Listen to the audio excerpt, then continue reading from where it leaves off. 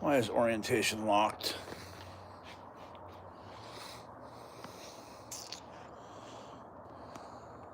Oh, that's that camera. Yeah. I don't know what that is. I don't know what that is. Oh, look at that, green screen. Check it out.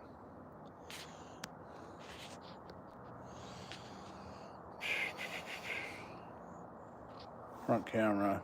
Yo, what up? What up, Cole? Trying to figure out how to reorientate this camera here.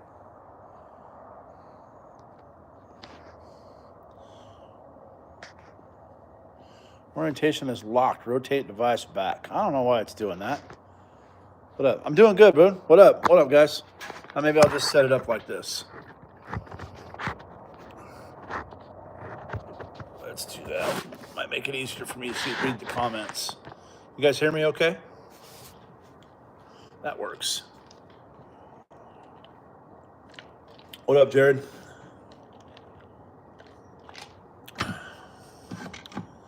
Let a few people jump on here. See where this takes us tonight. Sound is good. Awesome. Awesome. That's cool.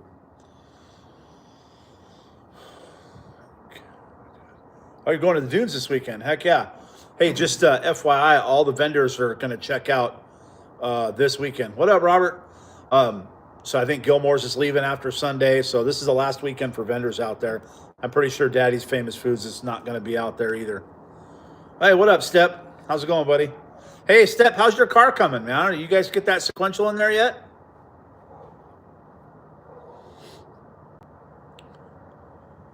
Got that fan figured out. We tried to get it off. It was a fuse. Oh, right on.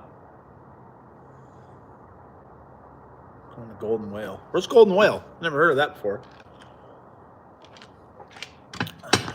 Oh, shit. There we go. A lot of work to do still. So my car's already done. It's off at powder. Should be back in the next, probably by the end of this week. We'll start getting it put back together. So I was hoping to try to get it done for maybe a trip. Oh, the place next to Buttercup. Yeah, I know where that's at. I was trying to get it done to try to get a trip in at the end of the season here, but just I got so busy with everything else. And race season, as you guys can see, Che Bella up on the lift there. I'm prepping her for race season. Came up so fast. I just blinked, and the first event's in like 4 weeks, 3 weeks. So, oh, you've been doing too much flying. Yeah, for sure.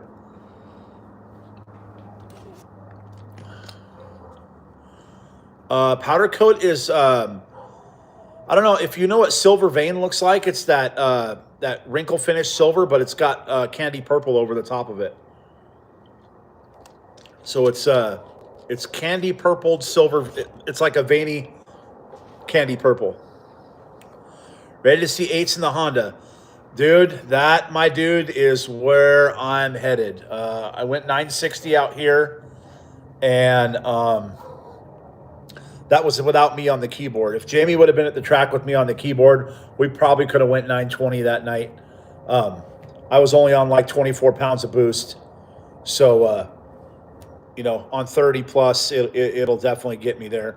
I'm doing a lot of little things to the car right now. I've been filming over the last 2 days, doing a bunch of upgrades to try to get my 60 foots down. I just shot a video installing some new coilovers from Max Speeding rods, and I put some really heavy springs in the back so the car doesn't squat. I lowered the rear suspension down. I lowered the whole car down, and then I've got all the FCS rear suspension in the car now, so we can do a camber, caster, toe, everything. So the alignment will be much, much better than it was with the factory rear arms. And I don't know if you guys can tell, but it actually sucked the tire into the well that way, like 2.5 inches. So now if the car does squat, it won't hit the tires.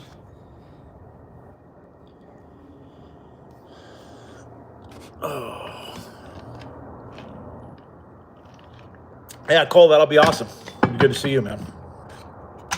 So I got rid of all the factory braking system in the rear. It's got Willwood calipers now. And then I disconnected the rear brakes off the pedal. So my foot pedal will be front brakes only, and then I put the rear brakes on a staging brake handle. Of course, Turbo is a major player in the work being done. Oh, Birdo. Oh yeah, yeah, most definitely. Yeah, he's well, Berto works a full time, right? And he's doing that stuff too. So, um, what did you guys do, Robert? You guys just went from a 2D to an S4, right? That shouldn't have been that much work. Um, and we kind of just did the same thing to my car, and we knocked it out, and you know, well, we redid my whole car, but I don't know if you watch my videos or not, but um, I cut the whole roof off of my car and redid the whole roof, all new rear shocks, sequential shifter. Yeah, I did same thing with me. We did sequential. I went to a sequential, so other stuff too. Cool. Put my car away for the season, getting ready. Yeah, definitely.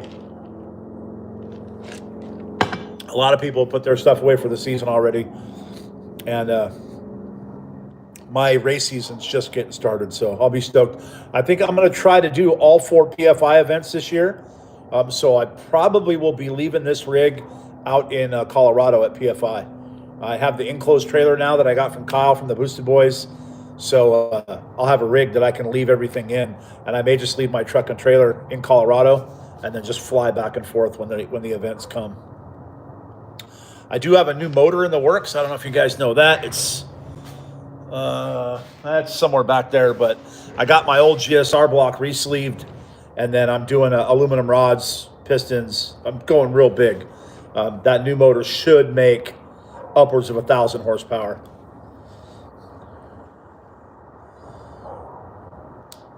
What does a bad pilot bearing sound like on a J35 with a 091? A bad throw bearing. A loud squeal. Pilot bearing's not going to be a loud squeal. Pilot bearing's going to sound like a throwout bearing, but when you push the clutch in, it's not going to go away. The pilot bearing sound. You say pilot bearing or input shaft? Pilot bearing. That could squeal, yes. If the pilot bearing's in there starting to lock up in the flywheel, it will make a squealing sound.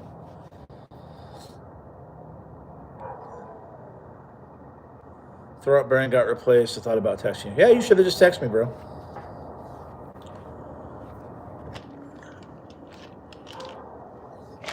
So I don't know if a lot of you guys saw my last video. I did a revival on this Mustang that's sitting over here in Trip Garage because I did a revival. Somebody jumped in the comments. But if you look way back in my channel like 2 years ago, I did a revival on a Honda too. I've been reviving cars out of field since I was a kid, so it doesn't make me want to be like anybody else. If you guys really follow my channel and know me, you guys know that I'm just I'm an automotive guy. I like everything with a motor. I'm not just a sand car guy. I like everything automotive. You know, I'm more privy to Chevy stuff because of my Chevelle and Volkswagen stuff and Honda stuff, but if it's got an engine, I like it. And if I'm working on it, I'll film it and I'm going to put a video up about it. And if some people don't like it, well, it just is what it is.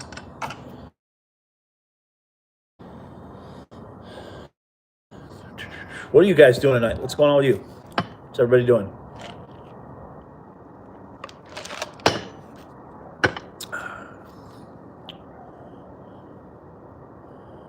Uh-oh. Help for review. That guy was a dipshit. You know. Yeah, most definitely. Not like a... And the crazy thing is like, people would compare me to Derek, and I know Derek. I've met him a bunch of times. I did Rocky Mountain Race Week with Derek. Not per se with him every day, but we did it, you know, at the same time, and we hung out with the same people and stuff. And you know, just because Derek filmed a video about Race Week when he was out there doing it. So did that make him like Cletus or anybody else? That's just stupid. Yeah, they could definitely pound sand, that's for sure. You're paving the 40 around Daggett. Damn, heck yeah. Well, good, because the 40 is really effed up out there. Cruising the interwebs, drinking beer and watching me. Hell yeah, man. So Derek's a really nice guy too, by the way, in person. He's really cool, real personable guy. What's up from Canada? Started stupid shit we pull. I ain't no part of that.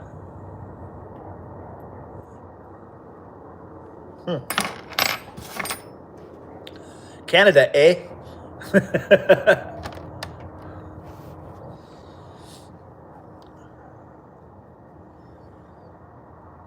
Paving the 40.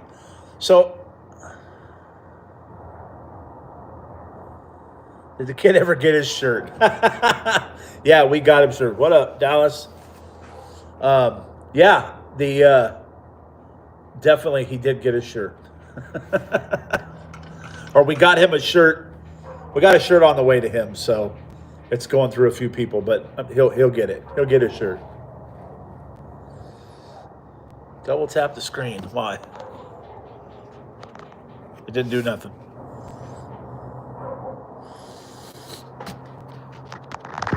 Boop. Stay put. There we go.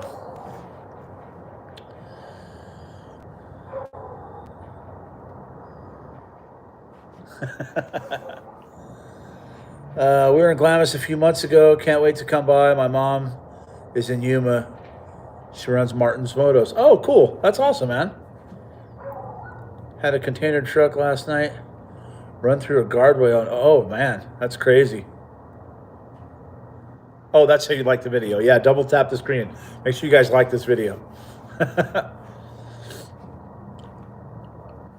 So, yeah, I've been totally swamped with my regular job work and trying to get everything else done and filming and YouTube and Glamus. I talked to Joe. I was at the big shop today and talked to Joe, and I think we're going to be open for Easter weekend.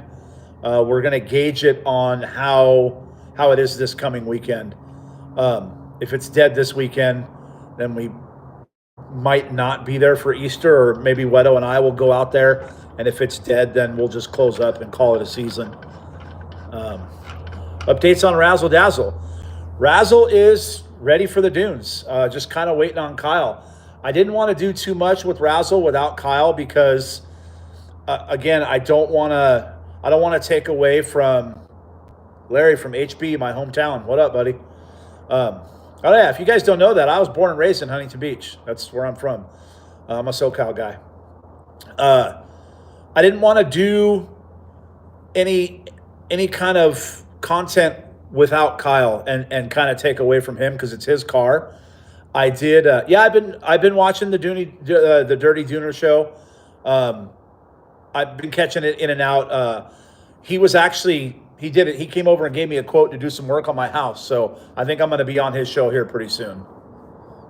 Yeah, I think I'm going to be on his show. We talked about doing an episode together, so that'll be pretty cool. So yeah, back to Razzle Dazzle. Like I said, I didn't want to shoot any more content with it without Kyle because it's his car, and I don't want to take away from any of the stuff that he's going to be able to do with it. But it's ready to go. It runs, drives, has new tires on it. It's sitting literally right outside my shop door behind me. And then when I put everything away at night, my car goes up, and then his car comes inside. Updates on cars. So Cletus's car still here. It's getting a brand new motor. So that's in the works right now. I think he's going to do a 427 deal like he normally does with all his cars, that Texas Speed 427. Harrison, what up, man? Thank you, bro. I appreciate that. Yeah, for sure, man. Thank you so much for that. I appreciate you, dude. That's awesome. So, yeah, Garrett's car's here. It's I think it's going to end up going over to Cord's Performance, and they're going to put the motor in it. And then I've got some work to do with his sequential shifter. Whoever did the shifter in that car originally put the shifter in properly, but the cables were too long. Stocky, I got your question. I'll get right back to you. So his cables go back to the transmission, and then they loop into the transmission backwards. So it causes the transmission in a sequential. You always want to pull towards you, right? 1, 2, 3, 4, and then that way. And in Cletus's car, it's 1, 2, 3, 4. So when you're up in a wheelie, it's really hard to shift another gear. You always, for some reason, you want to pull back, and that can lead to some big problems. I've actually put that car from third into second, but I did not let the clutch out. I clicked it back up on accident, but yeah, floppy shifting, it's horrible. So we're going to be changing that. I'm going to be putting a new shifter in his car and shortening the cables. What up, man? What up? Let's talk FuelTech J35. Absolutely. We'll get to that in a minute. So it says opinion on stock ECM versus aftermarket. Blaine, are you talking about Honda stuff or anything? Willie, definitely. You need a J Circa 2000 San Limo. Hit me up, Mike. Send me a PM. We do them on San Limos all the time. I've got units in stock. On a Honda J35. Okay, so stock ECU versus aftermarket. It really depends on what you're going to do with it, right? If you're going to turbo it, then I would definitely say aftermarket ECU. If it's stock, we've found a stock motor versus an AEM or a standalone, you're only going to make about 10 more horsepower, so it's really not worth the money. So that's my opinion on that deal. If you're going to turbocharge it, then definitely go aftermarket. FuelTech J35, what do you want to talk about? I did one. I've got a video up about it. It's badass. I love FuelTech. I have it on my Honda. And streetcar or stage or other shit, drag. Streetcar or drag or other shit. Cracked the case of my Raptor 700 and just bought a new matching set. Is it fairly easy to break down the swap? Then Brawley, you want to take it to the shop. We don't do that kind of work, man. I would not rip a Raptor 700 motor apart. You're going to be better off finding a motorcycle shop for that. So yeah, like I said, J35 stuff, if the motor's going to stay stock, then just leave the stock ECU. It makes plenty of power for the dunes. If you're going to turbo it, then definitely aftermarket. Found a local shop. Perfect. I think you and the AM. Yes, AM is out of business. Holly did buy them out, and they killed the AM line. So I actually just had an ECU that came from a customer's car from PFI, and I sold it in 5 minutes. I put a post up on the J35 forum on Facebook, and it sold in 5 minutes. It was gone. The only thing is no more software support for them either. So that's why I'm kind of trying to push people completely away from them. If you look back at my J35 video with FuelTech, Brent and Jamie and I worked together to put together a package, and we're going to start selling the FT550 with a harness, with everything ready to go with a startup tune, so you guys can just put it on your own car, plug and play, and off you go.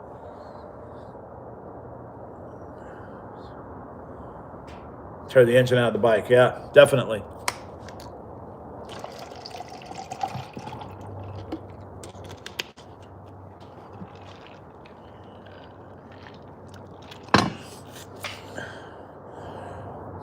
You're switching to a Holly. Cool. Definitely. I did the same thing in my car. Rob, if you're doing the Holly Terminator, make sure your buddy doesn't mess with the tune. Just kidding.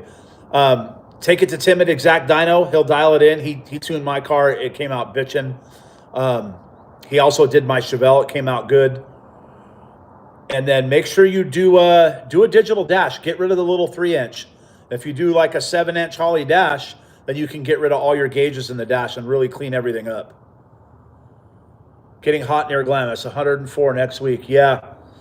So that's, again, I think that's, we may not be there for Halloween weekend, depending on the heat. Like I said, I may go out on Thursday, and if it's dead and hot, and I'll just pack it up and come home Easter weekend. Still minus 15 here. Yeah, James, it's cold. Easter weekend, yes. Easter weekend's going to be hot. So I did talk to Joe today, and he was going to maybe be open Easter weekend. We'll see after this weekend how it goes. but it was pretty dead this past weekend as well. Yes, very hot. We're usually done there by Easter. We've stayed as long as up to like May 1st. The Holley EFI 7-inch digital dash. Yeah, that's the same one I did. Weed plants are begging for warm weather. Heck yeah. Yeah, it's the same one I got, the 7-inch digital. Rob, I don't know who's wiring your car, if Berto's doing it and he's doing all that stuff. But let me know. I figured out how to wire the sequential shifter into the Holley screen so that it'll show up what gear you're in on the Holley screen.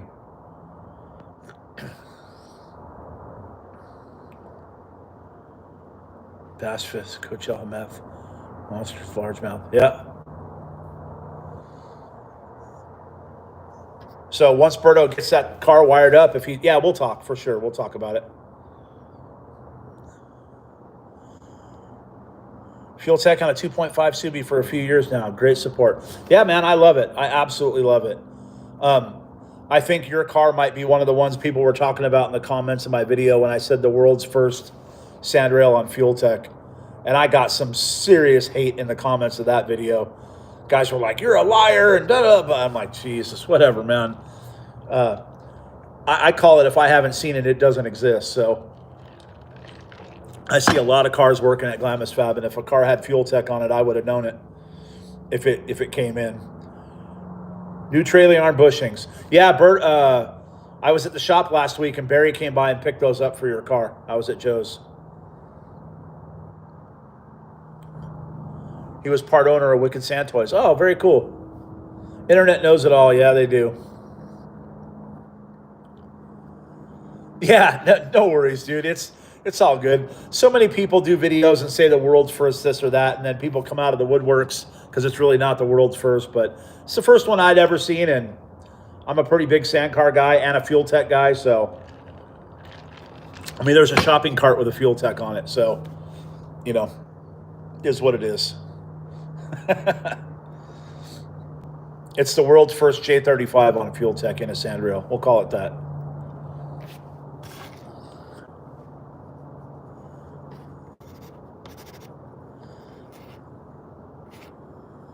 They put off, yes.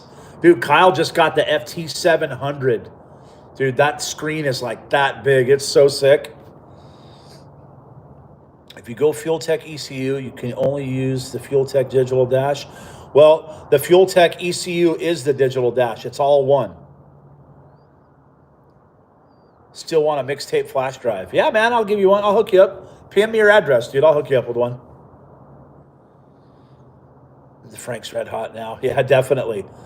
So, Raphael, yeah. So, the FuelTech dash is the ECU. So, it's all in one. And then the harness plugs in right in the back and goes to the motor. And that's one of the upsides of getting a FuelTech is you can get rid of all your gauges. And everything's right there in your digital display. As a matter of fact, hold on a second. Let me grab this and I'll show you. My car's right here. So that's the FuelTech digital dash, and that's the ECU also. That's all in one. That's all I got.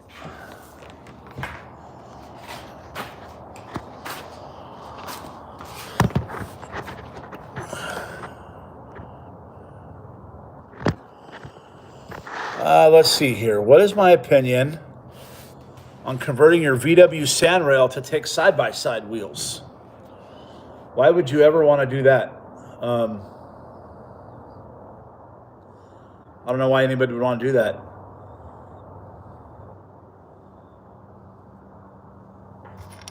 They make every tire size possible in a 15-inch wide 5.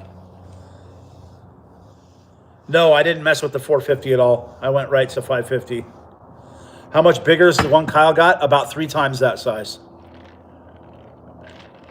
That's the new FT700.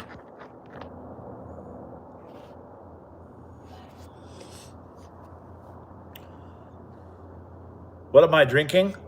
Believe it or not, it's just Arnold Palmer iced tea and then mixed in with a little bit of water.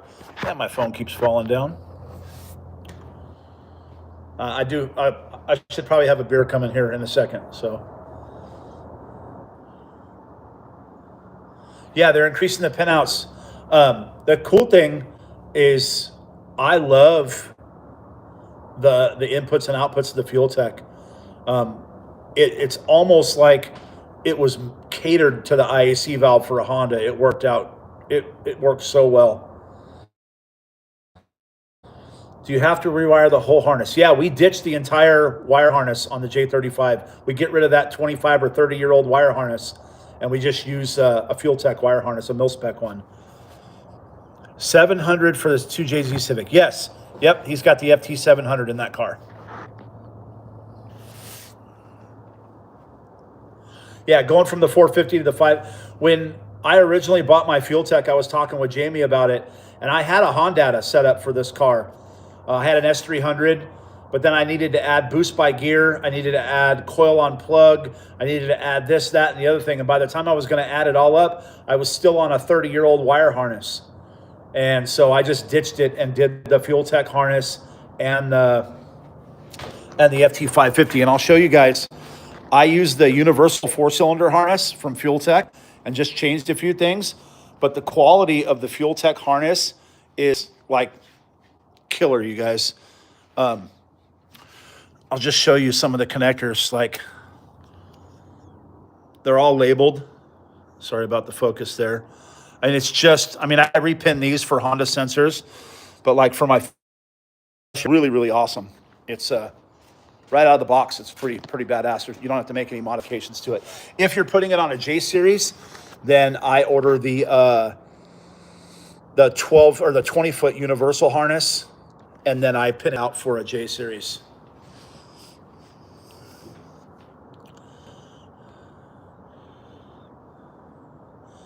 I believe they are made. Yeah, I think they're made in Brazil, if I'm not mistaken. I think that's where they're from. I just got home from work, and now I'm hanging out with you on YouTube. Right on, bro. Oh, what up, D?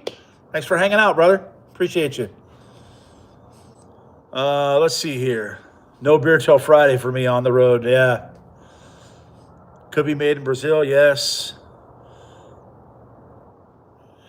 More control, like adding more fuel to the cylinder for. Yeah, most definitely. It's got individual fuel control, individual fuel trims.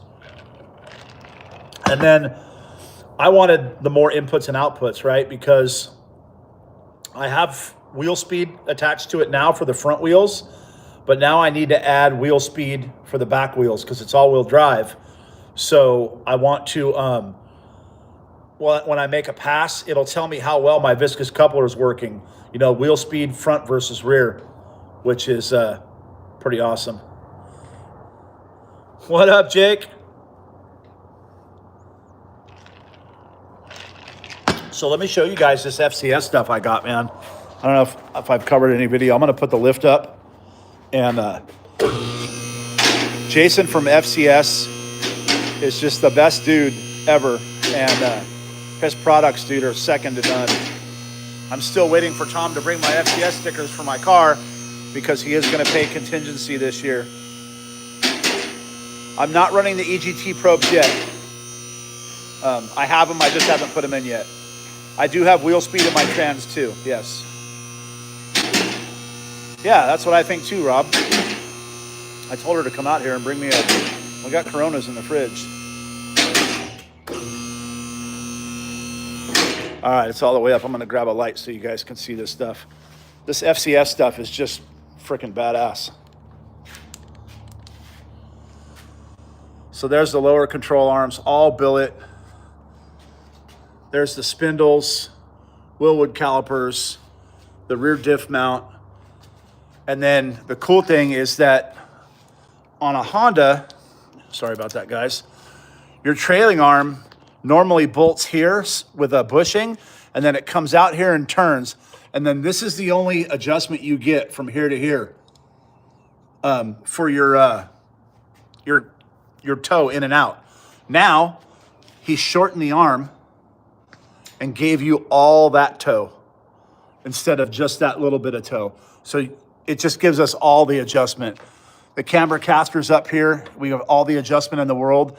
And then My tires used to stick out to like right here. So that it's got a heim on the bottom lower control arm, and you suck the heim all the way in, and it shortens this arm, and then you can pull everything else in, and then it sucks the tires way into the wheel well. So just great engineering all the way around. FCS race is just killer. And then I run a Honda CRV dual clutch rear diff. That's the second, all the clutches have been removed and it's pin solid inside. So it's just on all the time. I run a Freelander viscous coupler. And these are Tim and Innovatives mounts for the viscous coupler. And then I run a Honda CRV transmission and a stock transfer case. Went 9.6 on a stock transfer case. Transmission is somewhat stock. It's got a Liberty gear set in it, but it's still synchro. So I do have to use the clutch to shift. Yes, the Heim bolt, all the Heim bolts are loose right now. The car's going to go off to alignment. I left them all loose. Yes, they are all loose. It didn't do me any good to tighten them all up if the car's just going to go to the alignment rack this week and get them all kicked loose again.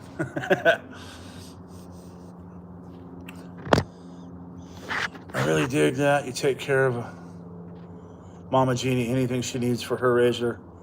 Oh, absolutely, Mike. That's what we do, man. Mama Jeannie is definitely a very, very important part of our family in Glamus. And I don't think a lot of us would be out there without her. Hey, look at that. That one. I'll take them both. Check it out. Rob, she listened.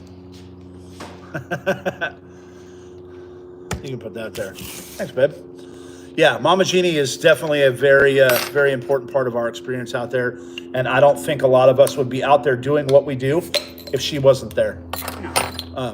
She is, God, this keeps dropping. She is definitely family. How fast is my bug? Well, the builder, Ron Loomis, went 904 at 154. So, car made 532 horsepower to the tire. I'll take you guys over there and show you that too. I know a lot of you guys have seen it already, but you can check it out up close. Big turbo. Right now it's on 22 pounds of boost. 532 to the tire without the nitrous. Car's never been squeezed yet. Not that I know of. I think street driven, they did use it, but it's got a MSE / Loomis gated shifter, Loomis cage, transmission raise kit. Really, really clean car. It does have some fiberglass rear fenders, so it fits a bigger tire, wider fender. It is on slicks. Well, they're M&H, street slicks, but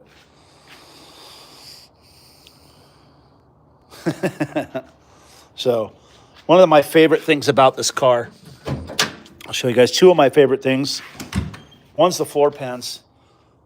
They're just dirty from my feet, but they're super clean. They've never had glue put on them. The floor pans were replaced. This car was fully restored before it was put together. And my second favorite thing about this car, Tom's boat motor, is the apron. It's never been hit. Every bug I've ever owned has had a crushed apron in here, and this one's never been hit, and it is extremely, extremely clean under here. The wiring's top notch. I mean, just super, super clean. It almost makes me afraid to drive this thing sometimes, is how clean it is. But unfortunately, it's got these flaws in the paint from the prep. You can see there was rust coming through the prep, and the paint's cracked. That was the only downfall to this car, is the paint cracking. And the more I drive it, the more it cracks because the car twists when I rip on it. There's my new bypasses. My new coilovers are sitting over there. So my car will be back from powder here. My old coilovers. My car will be back from powder hopefully by the end of the week.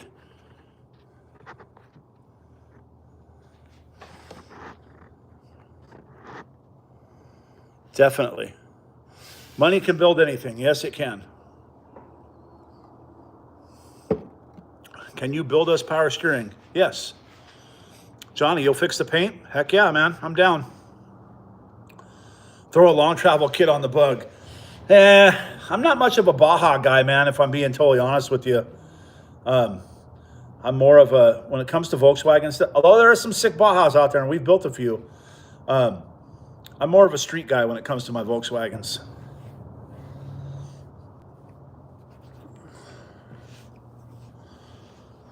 Yes, money can build anything. I did not build that car, though. That car I built, my Honda. But the Volkswagen I bought that way.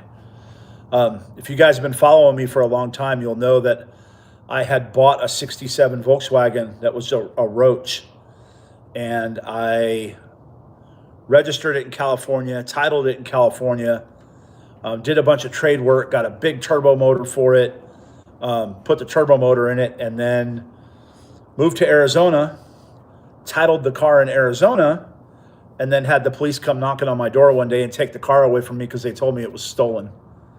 What motor's in the bug? It's a 2387 on 22 pounds of boost on C16 fuel. So yeah, the police came and knocked on my door and told me the bug that I had titled in California and titled in Arizona is stolen. Automotive paint on car rims or powder coat? Definitely powder coat, bro. If you have access to powder coat, definitely powder coat. I'm still in Elsinore and dreaming of power steering. Fucking pirates. Yeah, it was a crazy deal, man. If you go back last year, the year before, it was right after I moved to Arizona. It was horrible. Power steering in your street bug. Yeah, we can do it, man. That'd be sick. Let me click the show button there. I don't care that they show that. Another moderator. Oh, right on. So they took the car from me. I ended up getting the car back. I can give you the whole explanation, but you guys just go watch the video. I did like 3 videos on it.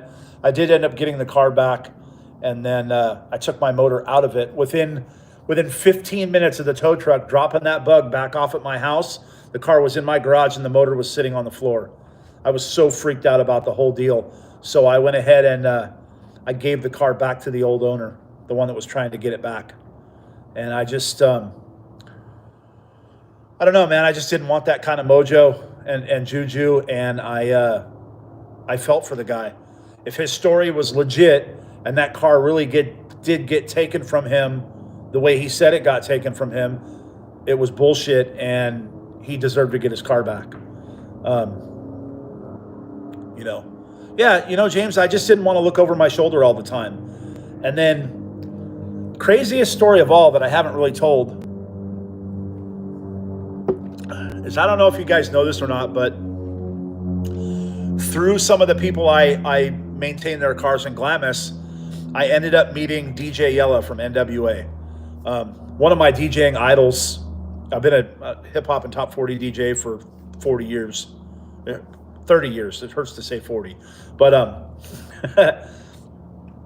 he was one of my DJing idols, and the group NWA was huge when I was growing up. And does powder coat fade bad in Arizona? It depends on who powder coats it. Got to meet him, and then got to talk to him and stuff. And then I hadn't talked to the guy in probably over a year, DJ Yella from NWA. And then when all this bug stuff was going on, he called me out of the blue. He got my number from some mutual friends and wanted to know what was going on with this whole Volkswagen situation. And I was like, wow, that's a trip. How do you know about this? Well, it turns out that the original owner of that car knows him and goes to church with him, or knew the pastor that he goes to church with. So somehow the two of them hooked up. DJ Yella from NWA vouched for me as a legit guy, and then kind of facilitated the whole thing with the car getting returned back to him. And it was freaking crazy, dude. But all of that is from Glamus, like knowing people in Glamus. You never know who you're going to get to know. Showing your age. I'm 52 years old, my friend. Yeah, definitely a small world. FuelTech J35 Turbo. Still use the same map sensor with missing link. Or would I have to change the injectors? Put bigger injectors in it, and then you use the onboard map sensor that's in the FuelTech. Willie, go back into some of my old videos and look at my J35 stuff. I show the install, how we did it with the map sensor and everything. You can go check them out. Yeah, James, it's a trippy story. Again, a small world. Glamus, you know, sometimes it's always not about what you know, but who you know and who knows you and who knows people who know you. So it was kind of a trip. But at the end of the day, I probably lost $4 or $5 grand in that deal. By the time I got the car, ripped out the old interior, put a headliner in it, went through the brake system, you know, got it all ready for my big motor to go into it. And, you know, I just wanted my motor back. So I ate a couple grand, $4 or $5 grand, whatever it was. I didn't care. Plus the cost of buying the car. And then when the guy came to pick the car up, I just took the Arizona title and signed it over to him and said, have a nice life. Did you guys wrap up for Glamus for the season? No, not yet. Not sure if it was already asked. Yeah, you can ask the same thing. No, Joe will be out there this weekend, and then I may be out there Easter weekend. I'm not sure yet. It depends on how this weekend goes and how the weather is. If it's really hot, then we're going to go ahead and call it a season after this weekend. So we shall see. Yeah, the guy, was it an AZ bonded title? No, it was not. I bought the car legit in California, and I had it titled in Cali, and then I transferred it to an Arizona title here in Arizona. So it was not a bonded title. And believe it or not, the guy actually found me through YouTube. Someone saw my YouTube video of me driving the car around and said, hey man, isn't this your old car from when you were a kid? And the guy showed up at the Riverside County Sheriff's Department with an old title for the car, and it just went from there. They ended up reporting it stolen when they really shouldn't have. At that point, from what I was told, is that it was a civil matter. I drove back and forth me and my wife drove from Arizona to California probably 10 times. I yelled so loud at the Lake Elsinore division of the Riverside County Sheriff's Department. I'm surprised they didn't take me to jail. I was screaming at the watch commander for them taking my car. So again, how that story ends up ending is I was at my wit's end, and they basically told me that I wasn't going to get my car back. Yeah, James, I'm from Elsinore as well. I lived there for 25 years.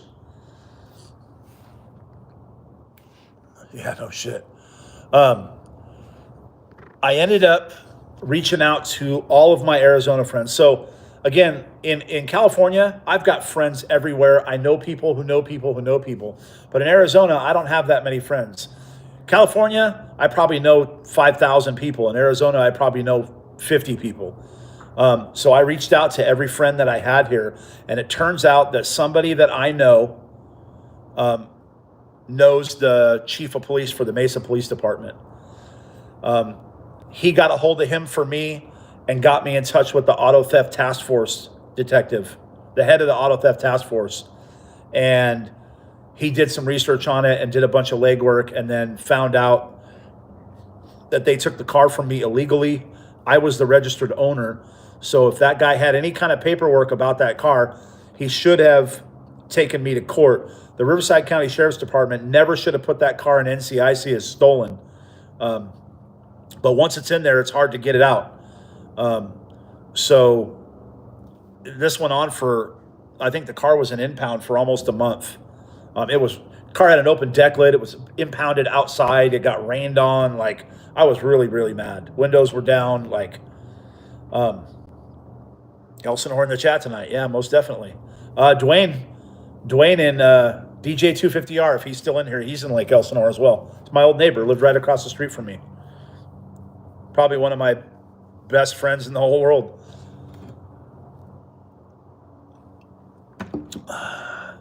Big fan from Poland. What up, man? Oh, followed from the big fan here. Followed from the Boosted Boys. Love your content. Right on. Thank you, man. I appreciate you. Do you know Steve Dean? The name sounds really familiar. Very familiar. So anyways, the police gave the Auto Theft Task Force Division released the car to me. I got it back, took my motor out, again, gave it back to the old owner, and it is what it is. What I was really, really bummed about is that that car had 927 real Porsche alloys on it, and they were worth a lot of money. If you look up what a 927 alloy is, it's a real Porsche alloy, a real Fuke wheel, and they're impossible to find. And if you can find them, they're about $1,500 a wheel. So that I was bummed about, but it is what it is. My buddy had his car stolen from him while we work at the dealership.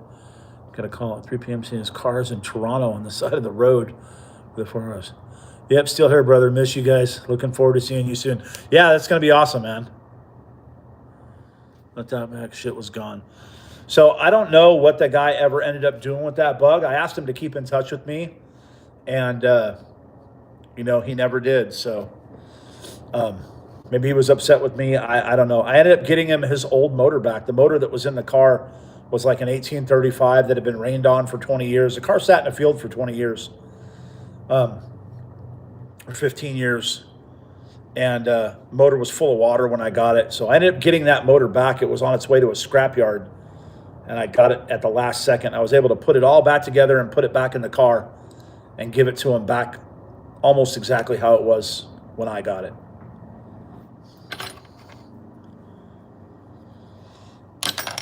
What else, guys? What kind of questions you got? You got 53 people in here.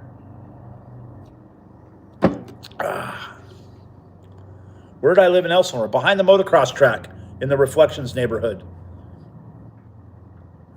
I lived in Sedco Hills for 4 years when I first moved there, and then we got out of that ghetto area. And yeah, he definitely. The crazy thing is when I talked to the Riverside County cops, they told me that he told them that the turbo motor that was in it looked awfully like the motor that was in the car when he parked it. So he was trying to do some shady shit, but yeah. I lived in Sedco Hills for a while, but then I moved over to the behind the motocross track. I met you when I had a guy working on my dirt bike who lived on your street before you moved. Oh, right on. Oh yeah, I remember you, bro. Yeah, that dude. Shit. Yeah, I remember him. My friend, my wife was friends with that guy's wife. I went to Johnny's Speed and Chrome all the time, dude. Dune season was, it was good. We were really busy at the shop. Abrasive, what up, dude? Can't believe you don't like Baja. No, don't get me wrong. I didn't say I don't like Baja bugs. Baja bugs are cool. There's an LS. We've built a couple LS cars. I think they're sick. But me personally, I'm more of a street guy when it comes to Volkswagens. My dream is to body swap my Razor. I've seen it done already. Yeah, I went to Johnny's Speed and Chrome all the time. I bought tons of stuff from them. So, yeah, like I said, Dune season was very, very busy. We were, Glamus was packed almost every weekend. Unfortunately, my car, didn't have my car all season. First time in 11 years, 10 years, I didn't have a sandrail. Felt kind of weird. I did get to go out a couple times. I drove Cletus's car. I drove Kyle's car.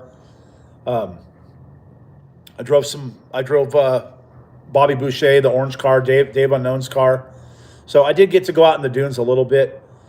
If you guys are heading out this weekend, last week it was windy every day last week. And Dave went out this weekend and told me that all the dunes right now are running north to south instead of east to west. And it's very treacherous out there. Lots of Razorbacks. So if your guys are going out this weekend, be careful. I had the nitrous bug. It's gone turbo. Nice. Oh, yeah. First season of years, I didn't have to stop at the shop for anything. Dude, you should have came by anyways and just had a beer and hung out. Robert, you're going next weekend, Easter weekend. Like I said, it's going to be warm and all the ridges are running north to south right now because of the wind. The wind was weird, so be careful. A lot of Razorbacks out there. But yeah, like I said, it's how does my season work? Like it's not nice there all the time. No, absolutely not. Our season goes from October 1st until right about now. This is about when we end the season. We usually go October 1st, and we call it October 1st to May 1st. We've been out there as late as May 1st, but usually the heat gets us too much before then, and we call it a season. And for those of you that think we make a ton of money out there, when we're not there, we still pay rent for that shop. To keep the concession there, it's all year round. So even when we're not there, we're paying rent for that shop. Joe's paying rent for that shop. It is his shop. Let's see the 4X Civic in the dunes. I have talked about doing that, dude. Putting some paddle tires on there. I may even just get Rogue to put some buffs on it. You guys run in the winter and the summer's too hot. Yes, most definitely. Do you see any boosted J35s with custom baffles in the valve covers to separate the oil out of the air? No, absolutely not. You don't need it. Robert, open year round. No, absolutely not.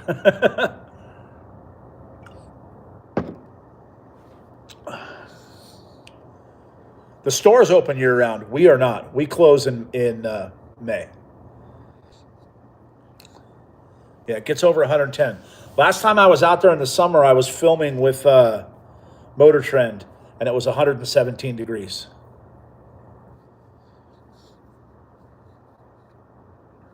Had to try. You guys can go check that video out too. It's called Defying the Elements. It's on Motor Trend, if you guys still have Motor Trend. Do you ride your rail? Do you ride your rail after shifts at Joe Fab? How does that work? No, and I'll tell you why. I get a ton of friends out there that come out on the holiday weekends and they're like, come on, bro, come out to the hill with us, come hang out. Well, what they don't realize is on a busy weekend, we're on our feet working from 7 a.m. to 7 p.m. or even later. We eat lunch sandwiches with dirty hands because we can't stop working because it's so busy. And then when our shift is up, man, I don't want to go to the hill and drink and party till 2 o'clock in the morning and then have to get up at 7 and do it all over again. It's just rough. So we don't really get much time to go duning while we're working. Me personally, I only work when Joe is on vacation, he's hunting, or holiday weekends, or if there's a weekend when my wife's out of town or something and nothing's going on, then I'll jam out there and work or hang out. But from Huntington Beach original, from Riverside, the heat kills. Yep, that's where I came. Born and raised in Huntington Beach. Grew up in HB in Fountain Valley, moved to Lake Elsinore, and then now here. If you like talking about the Robbie Gordon speed, absolutely, dude. This could get out of line. Hey, man. Anybody can say anything they want about that car. There's a lot of talkers out there that just don't like Robbie. Personally, I've driven the car, right? So, fix my SRT Rhino car, SR1 Rhino. Yeah, for sure. That's why you can drive a 12-pack. Do you still like the product? Yeah, I definitely like Robbie's cars. I've driven. It's not like I've only driven one. I've driven like 8 of those cars. I just did a video with one, and we put 4 buff tires on it, like they looked like slicks, and I drove it through the dunes. It was sick. But yeah, my personal opinion of the car is that it's not a side-by-side. It's a real off-road race car. Yes, you got it right. They've never driven one.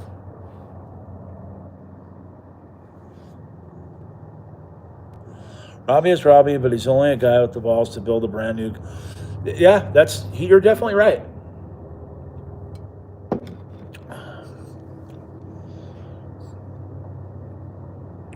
It was wild with the slicks. Yeah, it was definitely wild. It was awesome. BMW updates. What shall we do? I don't know, bro. I don't know what we're going to do with that thing just yet. Um, I got a few ideas. I'll call you this week, dude. I'll call you and we'll talk about it. My thoughts on mufflers on sand rails. Do I have a preference? I do not run mufflers. I used to run mufflers on my LS car. My new car needs to breathe with the big motor, so I'm not running mufflers. Just a 2-into-1 or 4, 8-into-1 basically. 8-4-2-1 or 8-2-1.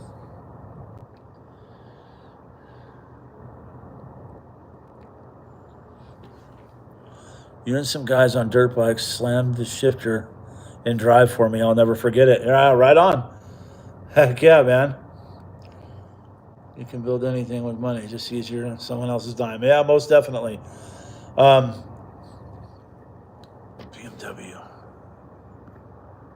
So back to the Robbie car. Like the other guy was just saying, Robbie is Robbie. He's who he is, right? If you guys either like him or you don't, to be honest with you, I like him. Maybe I like him because I'm not a speed customer. I don't know. I know that Robbie Gordon's a pretty famous dude, right? Like, I wouldn't expect him for me to reach out to him on Instagram and just say, hey, what's up, man? I'm interested in carrying some speed parts. I'm some Yahoo from Glamus. I wouldn't expect him to respond to that, and he did. And he's like, hell yeah, man, I want to get you guys some parts out there, da-da-da-da-da. And he took a special trip, out of his time to come sit down with us at Glamus, meet me, Dave, Joe. I mean, he already knew Joe. He knew who he was. I mean, everybody kind of knows Joe. But every time he comes to Glamus or is in the area, he goes out of his way to come and see us, to say hi, to drop off parts, to make sure that his customers are taken care of. I can tell you this much. Robbie has eaten the bill at Glamus Fab on more than one customer's car for us to make it right for his customer. So I don't know of any other manufacturer that's ever done that I know of. He'd call us up one day and he's like, hey, somebody came, I delivered a part to somebody. They're going to come to the shop. Do me a favor and give them a free belt for me. Just because I want to be cool to them. And so, yeah, man, send them down. We'll give them a free belt. And then Robbie just reimburses us and gives us another belt. He's pretty solid stand-up guy. Robbie car or side-by-side or rail? Well, Robert, that all depends on what you're going to do with it. I'm a rail guy. And that's the other thing. When I did my review of the speed car, I have zero skin in the game. I'm not a side-by-side guy. I'm a rail guy. 32 deuce cut body and a 3JZ limo.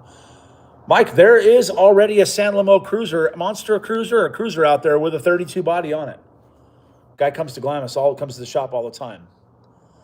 Can I talk about any upcoming plans with Cletus? Yeah, definitely. Give me a minute, I'll jump back to that. Robbie sounds a stand-up to me. Yeah, he's definitely a stand-up guy. And again, like I said, I'm not a Robbie customer. We're kind of a Robbie vendor. Like, we're the only ones that sell speed parts in Glamus. So, but at the same time, it's like, we just want to fix people's cars if they break. And again, it's not that speed cars don't break, because they do. They have their flaws, just like every other side-by-side. It's kind of weird that people attacked Robbie for his cars breaking and things going wrong with them. But if side-by-sides didn't break, we wouldn't have a business there. We would be closed. There would be no Glamus Fab. 90% of our business, 85 to 90% of our business is side-by-sides. And if they never broke, we wouldn't be there. Gilmore's wouldn't be there. Sweet Marie's wouldn't be there if stuff didn't break. Do I ever miss living in Cali? Yes. Yes, I do. So upcoming plans with Cletus. I am racing. I'm getting to race a Cletus race. It's not a Freedom 500 or a big race, but I am racing the Ultima 100. Babe, when is that? October? I thought she was out there. Yeah, I think the beginning of October, I'm racing the Ultima 100. So, after taxes, yeah. So that's going to be kind of cool. I got an Ultima. I'm going to ship it out to Florida this week or next week. Thank you again to Dave Unknown for the car. But yeah, I'm going to race a Cletus race, and then his car's getting a new motor put in it. Last one had 80. Yeah, this one's going to have 100.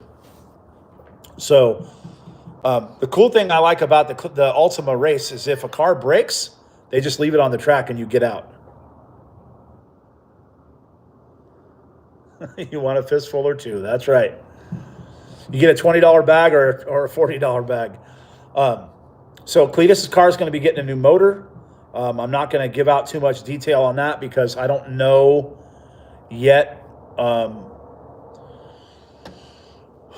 don't know what's going on with it yet. I know there's a motor being built for it, and he is getting a new motor for the car. I'm not sure if I'm putting it in or someone else is putting it in. So we have yet to work out those details. Is yours now, or do they just have you get it? No, the Mustang is not mine. That belongs to a friend of mine that I used to work for. It was his father's car that passed away, and I got it running for him. So now that it's running good, he's talking about having me do some interior work to it. So, yeah, just did it for a friend. It's a blender, not a race. Most definitely, it's a blender for sure. I think the idea of the Ultima 100, and I watched. I went and watched a bunch of Cletus's in-car footage from with him racing. I think the idea in that race, man, is to hang back. Is to hang back and just watch out for everything that's going on and the cars that are broken. And then the last 10 or 15 laps, just let it rip. Live stream from inside the car. I will definitely live stream from inside the car. For sure. I'll definitely do that. That'll be sick.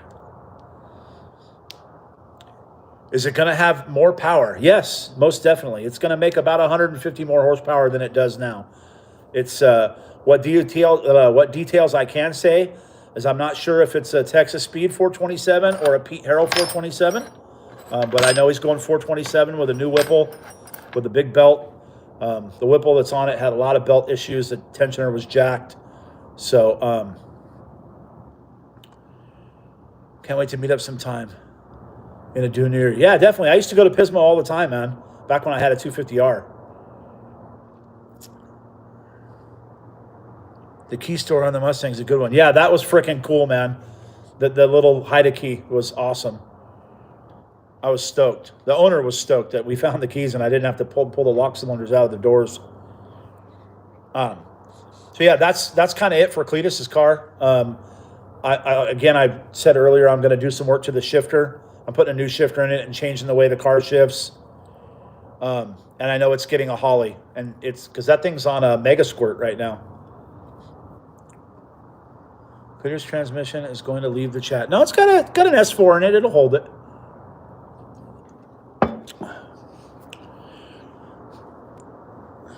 If you guys are Cleat fans out there, hey, what up?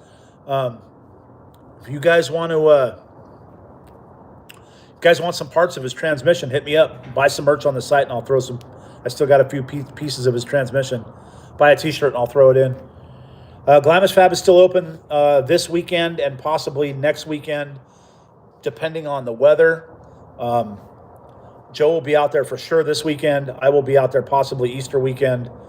We'll see how it goes, depending on the weather and how many people are going out. If it's dead, then we're going to call it a season. That was the last one I saw Joe at the shop today.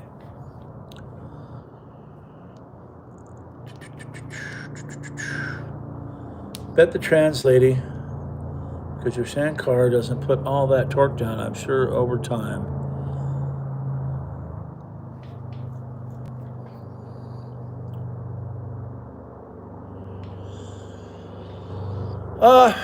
Yeah, it was old and it was due.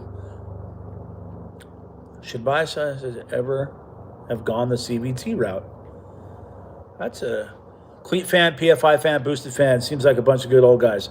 Dude, I'm going to be straight up honest with you. All those guys are straight up legit. Like, when I first met all of them, I thought they were going to be like all these stuck up, I'm famous types. And it couldn't be further from the truth. Brent and Jamie from PFI will give you the shirt off their back, and I'm sure Kyle will too.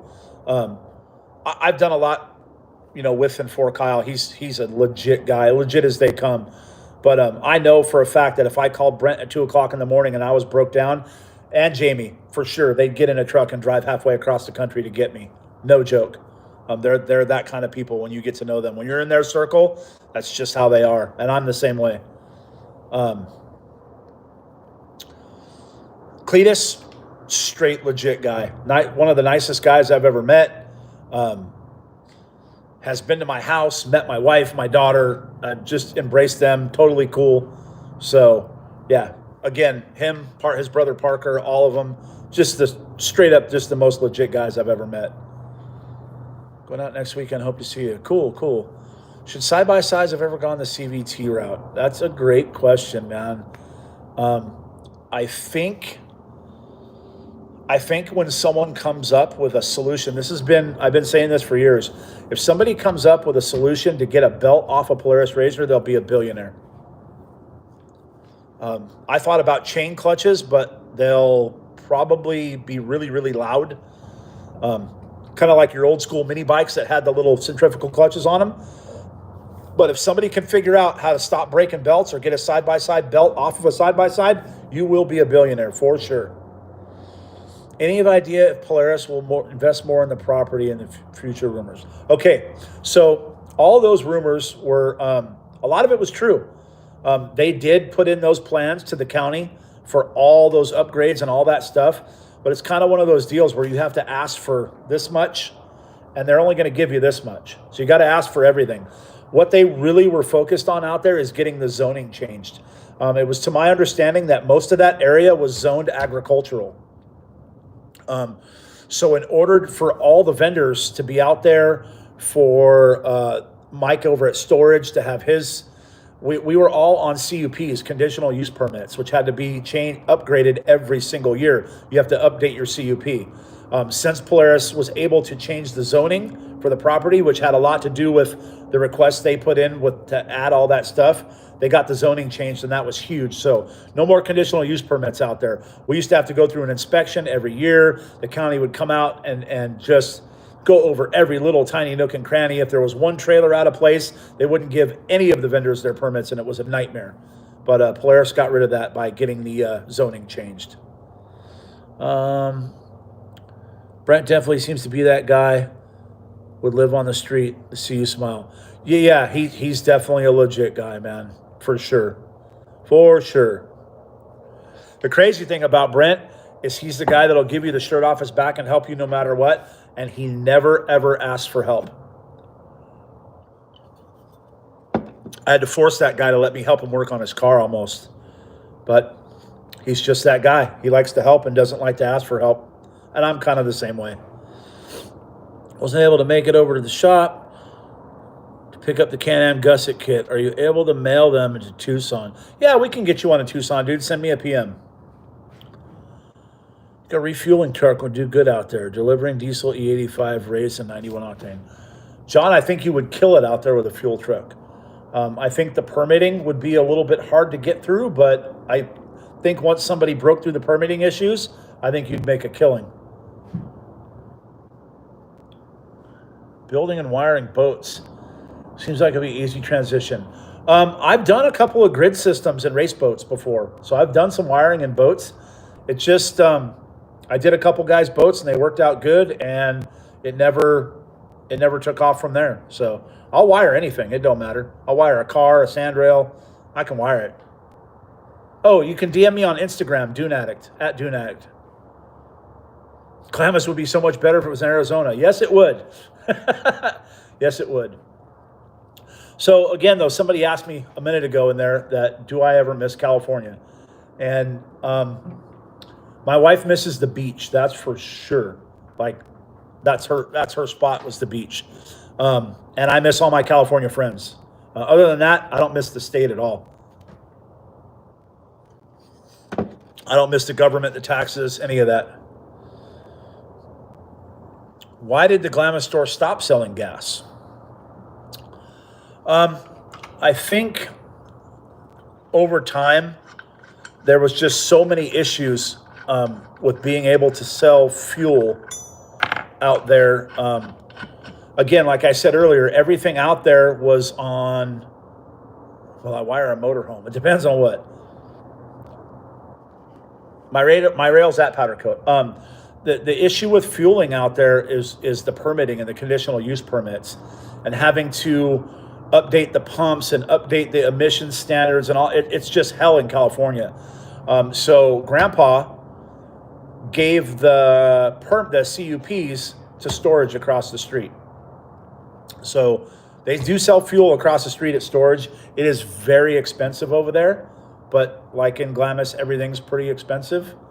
So they have the permit now for selling fuel on that property. I'm not quite sure how that worked out, but the permit from the store is now over at storage. And they can't sell gas at the store because I have the gas pump. It's sitting on my patio over there.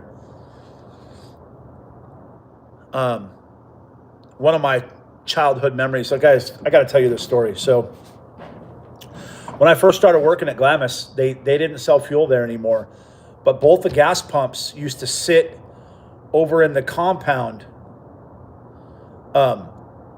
where we're camped at now. We call it our compound, but there used to be stuff stored over there in both of those gas pumps, and they were cleaning out that area of property at one time. And I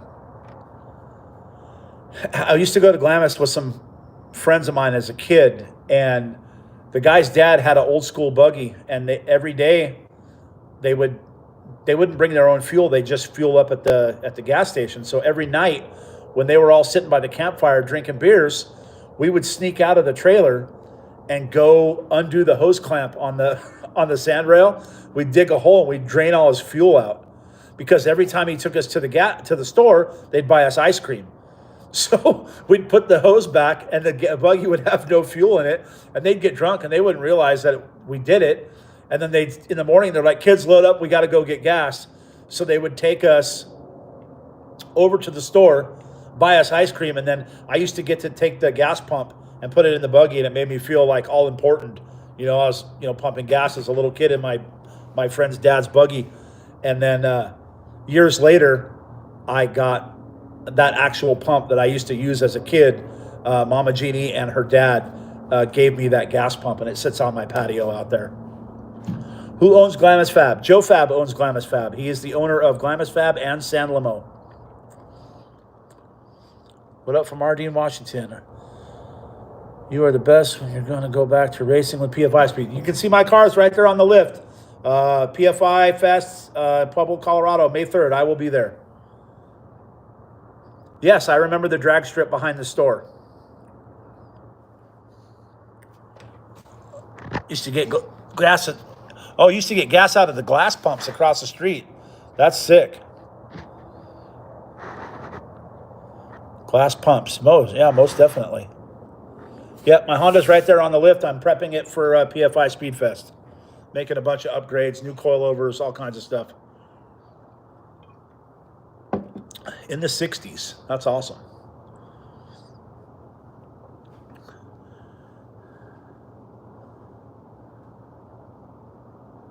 Yes, I do remember that limousine. It's been in a bunch of videos too, like, oh God, hey Dwayne, what were those videos we used to get on VHS all the time? Glamus Gone Wild, or a bunch of those types of videos. But yeah, that limo's in a bunch of those videos. I remember that thing. And if you guys remember, I don't know if you guys have seen the Dune? There's a thing called the Dune boat. It's a boat on like a Krusty Demons. There was a bunch of them. They call it the Dune boat. It's a boat on like a K5 Blazer chassis or something. Not a K5, but it's on a Ford chassis, like a Bronco. And those guys came in last season, and they had me, the drum, all the studs had broken, and they couldn't get studs. They had me weld the wheel to the drum so they could keep going. So I was like, dude, I don't know if this is going to work, but I welded the bejesus out of it, welded it to the drum, and they went out and cruised in it, and it was fine. And I saw them about 2 months ago. They came by the shop in the Duna boat, and that wheel is still welded to the drum. As you guys can see, I still need to insulate right there. That is really, really high, believe it or not. and it scares me to be up that high on a ladder.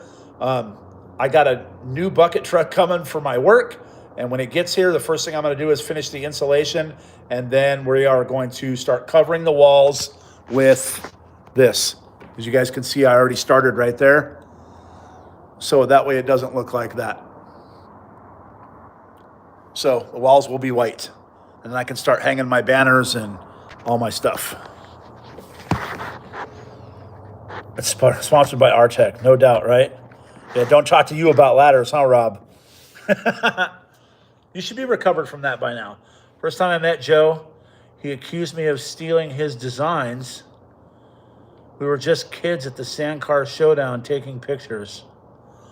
Yeah, there was a lot of that crap going on back in the day.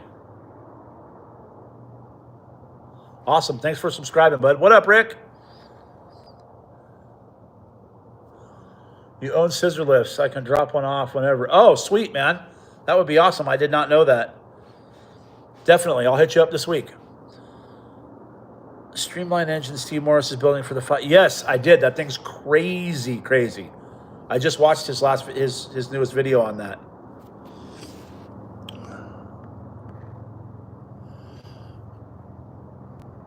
Most people don't know that the store used to be across the street. I've got a cool story about that if you want to hear it. Trump Thanksgiving hoodies were amazing, by the way. Oh, at the store, yeah. So the store used to be across the street, and Mama Jeannie's dad, Bo, he wanted to buy the store, and the guy wouldn't sell it to him. This is the reason why the Glamus Beach store is where it is now. That guy wouldn't sell him the store, so he built a store across the street to compete with him, and he put him out of business. And then he bought that property, which is where storage is now, and tore the building down. That's how that happened. So all of that property, there's only one piece of actually independently owned land out there. Well, there's two now, but and that's where Dirty Bob's compound used to be. He owned his land, but other than that, Bo LeBlanc owned all of the land out there, from the store to the railroad tracks, 30 acres on the opposite side of the tracks, 30 acres where storage is, 30 acres behind storage, and then all the way to Vendors Row is all private property that was owned by the LeBlanc family. And then they sold it to Polaris. Mama Jeannie still runs the store and all Vendors Row. They called him crazy. Dude, back in the late 90s, you could have bought the Glamus Beach store and all that property for $1 million. God, think of what it's worth now. I remember him, he had that place, he was trying to sell that place forever.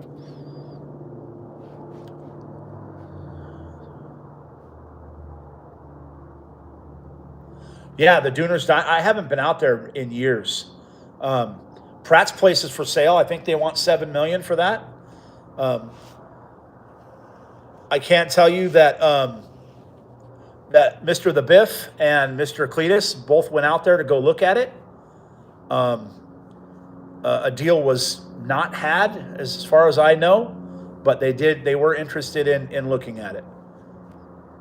How much time during the week we're not there during the week at all. We're there Thursday to Saturday night. We go home either Saturday night or Sunday. Dirty Bob's, yeah. So that property is right next to where Biffle's property is. And they just built a big building on it, just like Greg's. What did Polaris pay? $7.1 million, I believe. Oh, it's $15 million for Pratt's place, yeah. They paid $7 million for all the property in Glamis. That included the beach store, storage facility across the street, Pratt, yes.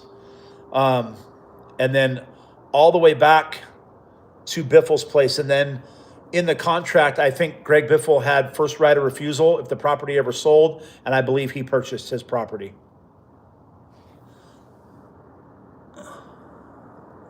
No, that's Greg.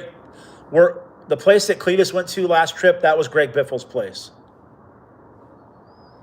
Clean Jeans was across the street, and that property is owned by the LeBlanc family now. Well, Polaris now, but it was owned by the LeBlanc family.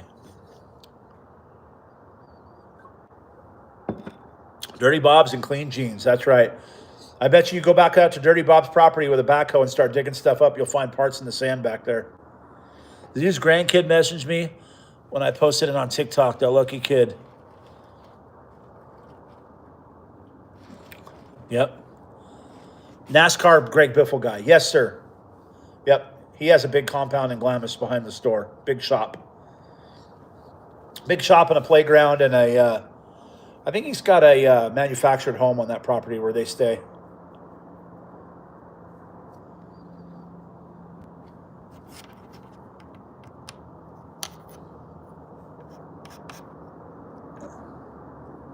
The house includes all the toys. Yes, like 17 sand cars, all the tractors, all the equipment. It is killer, the place that's for sale. Yeah, Biffle's place is badass, man. And it's a huge playground inside there. There's a full bar. There's like a full restaurant-style kitchen in there that can be cooked in. It's really sick. Where my boy Wedo? Wedo's at San Lamo this week. I just saw him today. I was just over there. Does Biffle still have a sand car? No, he actually sold it to my friend JT. They took the Roush motor out of it, and I put an LS motor in it. Are you doing anything to your motor on your San Lamo? I know it's already built. No, I don't need to. Rob, I don't know. Do you know I got a new motor, right?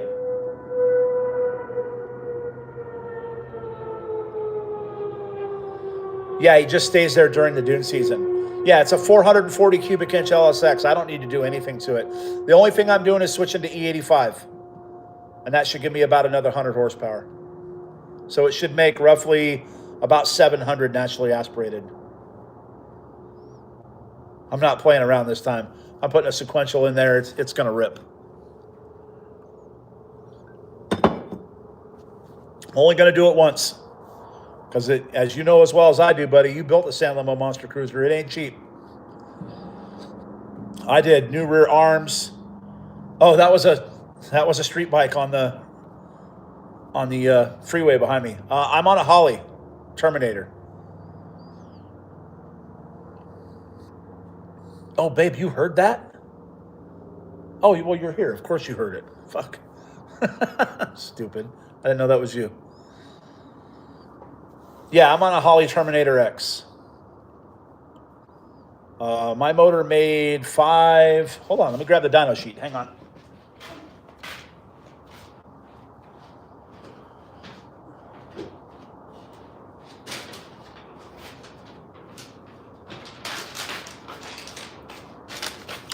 So on a Dynapack, see if you guys can read that without getting crazy. This was on 91 pump gas. It made 569.6 and 556 torque on pump gas. And the motor is 12.5 to 1 compression. So on E85, it'll pick up another 100. So pretty close to 700 horsepower.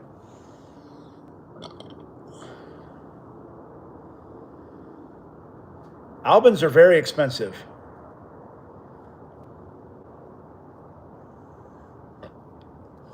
Oh, most definitely Dirty Bob and Clean Gene were kept in tons of cars in the dunes.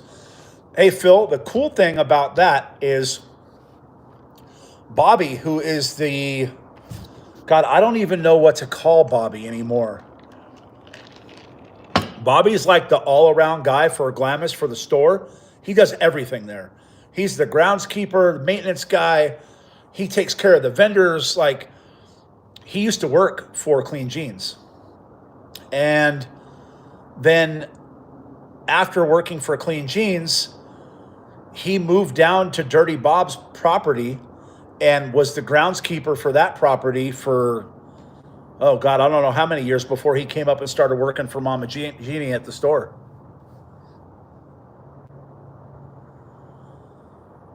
You got Johnny's old stainless steel headers. Oh, cool. That's awesome.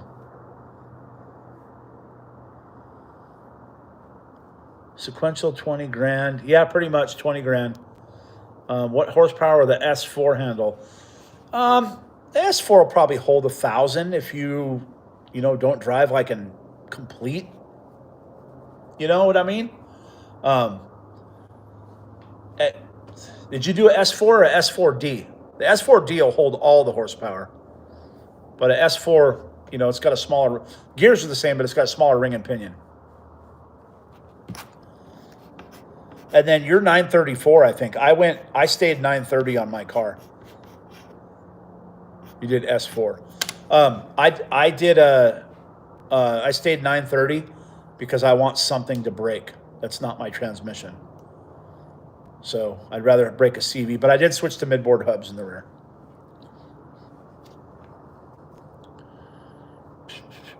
What else, guys? Damn, I've been on here for 85 minutes. Holy crap. Holy crap. Sequential 20 grand. Yeah, about 20 grand for an S4. 18 grand, somewhere around there. And then with the tariffs coming, if that goes through and all that, we're going to be paying more. I need another beer. Yeah. I think all the gears for Weddle and stuff are made in Australia. You got another Boneyard LQ9 to someday build after I retire. Oh, awesome. That's rad. Yeah, the Bug. As soon as I get it back from powder and I start putting it together, I'm going to do a bunch of a build series on my limo. As for the Bug, I've got this to race in on the 3rd. And then for one of the PFI Speed Fests this year, I'm going to try to race both cars.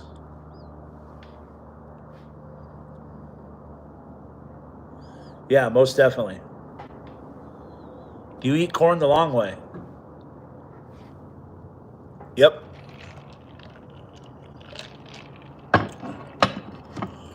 Our Sailor Jerry and Pepsi, not beers with a cup of ice. Yep. Zara 091 adapter. Would love to go that route. How much power would it hold? An 091 adapter for what? They pretty much make adapters for everything. Not a whole lot of gray area stuff, Phelan. Bearings, yeah. What up from Yuma? What up? I love you, all jokes. Yeah, no worries. Don't mind me asking, what do I do for money when Glamus is closed? I work for, let's see. How do I explain this? I'm in the cellular industry, but every time I tell people that, they go, bro, can you get me a deal on a phone? No, I can't. I work for a company that owns 40,000 cell towers across the nation and about 80,000 lineal miles of fiber. The company is called Crown Castle. We're a tower company. And I work on the DAS and small cell division. I work on distributed antenna systems and small cell stuff. I've been in the wireless industry for almost 30 years. Cactus cell towers. Yeah, pretty much. The ones that are fake and look like cactuses.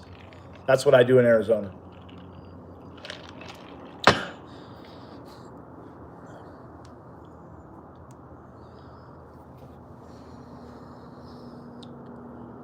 They worry about Starlink. No, not at all. Nope.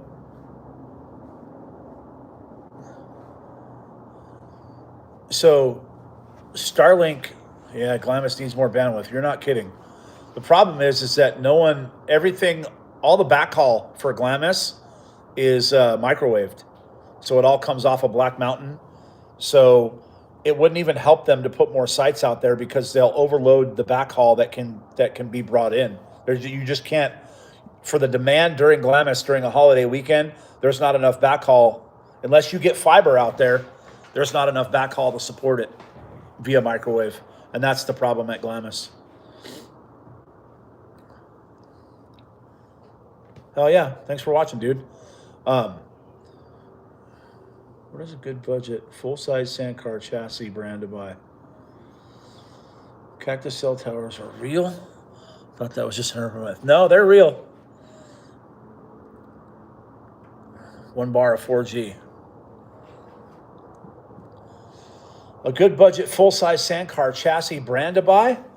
To be honest with you, man, I'm kind of biased. I wouldn't buy nothing but a sand limo, and that's because I know who built it.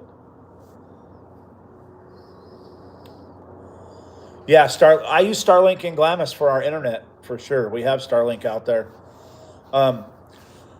The problem with Starlink at this point is they have to get their backhaul from somewhere, and once they get all the satellites up there, your phone is only going from your phone to that satellite. And then that satellite has to beam down to somewhere, to a main hub somewhere, and it's going to be fed fiber optically out. So the wireless carriers and my company and fiber companies, they're not worried about Starlink. Starlink's a good customer. So they're going to continue needing more backhaul and more fiber. They're capping new customers. Wow. Yeah. They can't get the Starlink satellites up fast enough. I did do some testing through T-Mobile with the Starlink satellite stuff. It does work really well, but there's not a whole lot of people on it right now. The true test will be when they release it to all the customers. And for some reason, if the wireless systems goes down and everyone switches to satellite, and that's the only way to true test a network, is to overload it. And it'll overload just like everything else does. I've been in the industry for over 30 years. There's not a lot I don't know about it. How big is my home shop and who built it? American Steel Carports. It is 30 by 30. It's 900 square feet. And I think all said and done, it was like 16 or 17,000 delivered and installed. And they built this whole shop in 5 hours. It was up.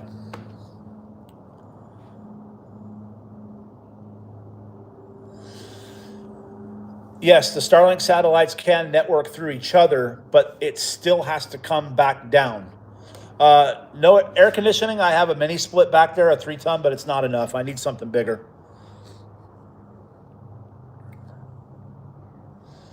Yeah, like I said, the Starlink satellites can network through each other, but it still has to come back down to Earth and get routed to where it needs to go. So it needs backhaul. So I don't know, we're going to get off on a cellular tangent here, but I'll show you guys something real quick that maybe not a lot of people understand. Here's the cell tower, right? And let's say you're over here by my Honda, right there. So you're over here and you make a phone call. Your phone call is just going to go to this cell tower. Now, it doesn't go from one cell tower to the next cell tower to the person. It goes from your phone to the cell tower, underground via fiber optic, which used to be copper, but now it's fiber optically to the next cell tower, through a switching system, and then to another cell tower, then to the person you're calling. So you always have to have backhaul. It's not a true wireless system. Believe it or not, before they switched to fiber, cell phones were still basically landlines. They were just remote landlines. Your call would go from your phone to a cell tower to a copper line through a switching system and back out. So that's how it works. My car is going to be done. It's should be done this week at Powder. Yeah, I like being away from the internet too, most definitely. Thoughts on Cletus's all-wheel drive versus wheel-wheel drive no prep outcome? Good question. I'm bummed because I wasn't in it and I have an all-wheel drive car, but Florida is a long way for me to travel for a race. And the caliber of those cars out there are no joke. Miles, who I know, was out there and he represented the all-wheel drive Honda scene pretty good. New to the channel, liking all the content. Cool. Thanks for joining, dude, and thanks for subscribing. I appreciate you, bro. There was some heavy, dude, the fastest rear-wheel drive cars and all-wheel drive cars basically on the planet were there. Those are some heavy hitters. As for it being a no prep race, I believe that was a true no prep race. Nothing on the ground. And no water burnouts, just straight up burnout. So I think they're going to adjust the rules and make it a little more fair for the rear-wheel drive guys, but it is what it is. I am very tempted to try to get in on the list racing, though. It's just, again, this Florida is so far from me. I get so bummed out that I can't be involved with all that stuff. And I have a car that runs mid-nines right there to be on the list. So it just drives me crazy that I'm not in Florida. I think what Cletus has done for motorsports and drag racing in the last 5 years is phenomenal. Second to none, dude. It just, young kids weren't into motorsports, and then he came around and started doing this stuff and got all these followers. He's done a lot for it. Thoughts on the Traxxas Funco? That thing's pretty cool. I used to be an RC car guy. I haven't really seen one yet. I've seen some pictures of them, but I haven't seen one in person.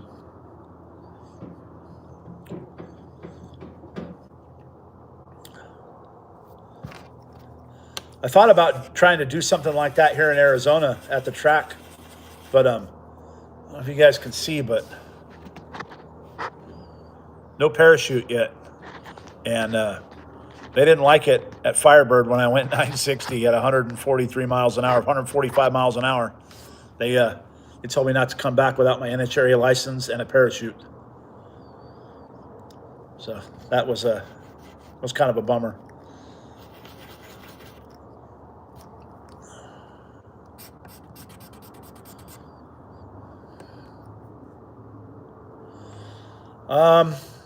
Mike or Matthew, I'm not sure yet. I've got a bunch of stuff going on trying to get the car ready. So I'm not putting any emphasis on building my new motor yet. I need a cylinder head still. I don't want to take the cylinder head off of this motor to put it on my other motor. I'd rather have a completely separate deal. A whole different cam setup, I just like to go much bigger with the new motor. So I'm not going to try to get it done before the PFI event. If I can, yeah, there's that sound again. What's up, New Zealand? I'm going to try to get the new motor together before Speedfest, but I'm not going to put, like I said, a whole lot of emphasis on it. I'm not going to not do any prep work to this car and stop and put the motor together and then have to rush this at the last minute. So I'm hoping to have it done, but if it's not going to break my heart. I'll probably leave this in Colorado at PFI in my enclosed trailer and then just fly home or just drive my truck home. And then I can always put the motor together, go out a couple days early, put it in the car at PFI, tune it, and then, race for the next race. So it just sucks that this thing sat all summer long. Joe, have any new sand car ideas for San Lamo? How was that SCU with the FuelTech doing? Really well. Guy took it out a couple times. He enjoyed it, had a good time. I think he's ready for more power. So I think we're going to put a boost controller on it. We're going to turn it up a little bit. He wants a little more oomph. Anyone interested in a 90s Integra parts? Mid-90s Integra parts. What kind of parts? I'm always interested in parts.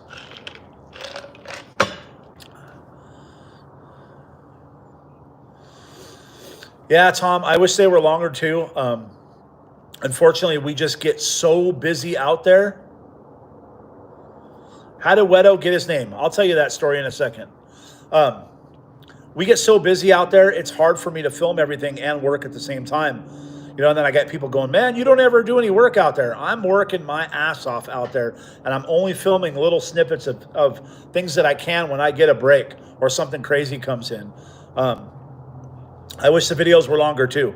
I just don't have time to film them. Once I get big enough and the channel gets big enough, then maybe I'll hire someone to come film for me. But you got to remember, when I'm working at Glamus, I am trying to work, film, eat dinner, go in my trailer and take a shower, edit a video and upload it that night, go to bed and get up and do it again. So I try to do daily uploads when I'm out there and upload instead of waiting. And this is something I actually learned from Cletus, actually. He gave me a piece of advice. And you always want to edit your video when it's fresh, right? So as soon as you film something, that's when you want to edit it, because everything's still fresh in your head. If I go back and try to edit a video that I filmed 3 days ago or 4 days ago, I got so much other stuff going on. I've forgotten all about that stuff, and I'll leave out key details and stuff, and it's just kind of, you know, it's just better to do it right away. So it makes it hard. You have motors.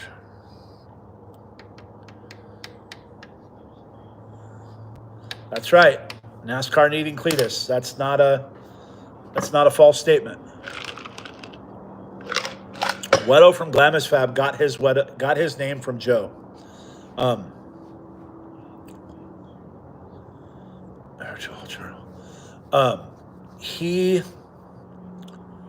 Wedo would call Joe Wedo, and then Joe has a habit of calling you back what you call him.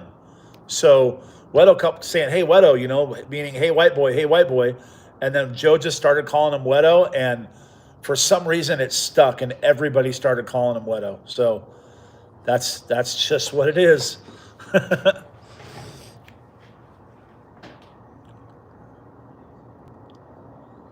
And remember to I don't know what that means.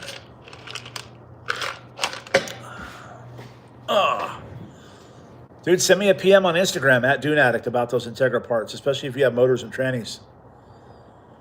Yep, upload on the fly. Unused footage can be shorts. Yeah, I try, man. I try to upload right away as soon as I film. I filmed yesterday doing stuff on this. And, you know, that's the other thing that kind of sucks, guys. I know that my big demographic is Glamus, but unfortunately, Glamus season's coming to an end. So what happens on my channel, what's up, man? What's up, Bobby? What happens on my channel is my view count just goes, you know, it goes down during my race season, but, you know, it is what it is, man. I don't live and breathe YouTube. I like filming and I like posting videos, and I'm going to work on stuff and just upload whatever I'm working on at the time. You know, I'm going to be doing a motor swap pretty soon in my mini truck that's outside. I'll film that and put it up. You know, it just is what it is. I'm an automotive guy, and my actual YouTube channel is called Dune Addict's Automotive Shenanigans. So it's not just, well, thank you, Tom. I appreciate that. It's not just about Glamus. Maybe, I don't know. I thought about breaking off and making a separate channel just for like the Glamus Fab YouTube channel, and then another one for my automotive stuff, but it's just so hard to maintain two channels, a work life, a home life. You know, I'm married, I got a wife and a daughter, and, you know, I do a lot around here. So keep up the good work. Thank you, man. I appreciate it. Hey, what up, Dave? So yeah, it's just a lot. It's a lot to do. You know, if I had 100,000+ subscribers and I was making YouTube money, then I would definitely put some more into it. Actually, nothing to watch on TV these days. Film your race. Yeah, definitely. I will film it. You love the live streams. Awesome. I appreciate it. I like doing them. So yeah, I'm going to film all my race content, everything that goes on with my car. You know, and then the other thing is, you know, PFI covers all that stuff as well. So again, I don't like stepping on other people's toes, right? So I hang out with Kyle from the Boosted Boys. I hang out with Cletus. I hang out with, you know, PFI and Jamie and all the guys. But those guys really do YouTube kind of for a living, and I don't. I just do it for fun. So I almost feel like when I'm with them, if I start filming stuff, I'm kind of stepping on their toes. I'm really respectful when it comes to filming stuff when I'm with those guys. Although when those guys are in my videos, I do get my best views ever, you know, which is great. But I really don't want to base my channel off of using Cletus's name in all of my titles. You guys go back and look at my view count. Every time I put the word Cletus in the title, my view count goes through the moon. And it's just because he is who he is, right? And people love his content and love, you know, what he brings to the table. I'm just a car guy and just want to hang out and have fun and build cars and just do what I do. So,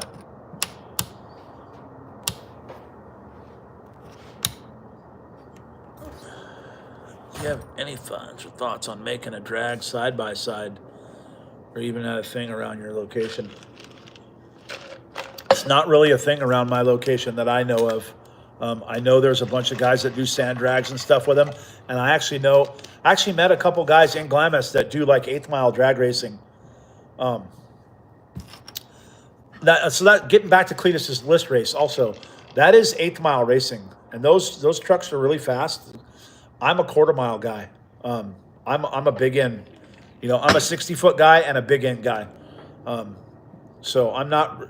For me to get this car geared low enough to run decent passes in the 8th is just way too much.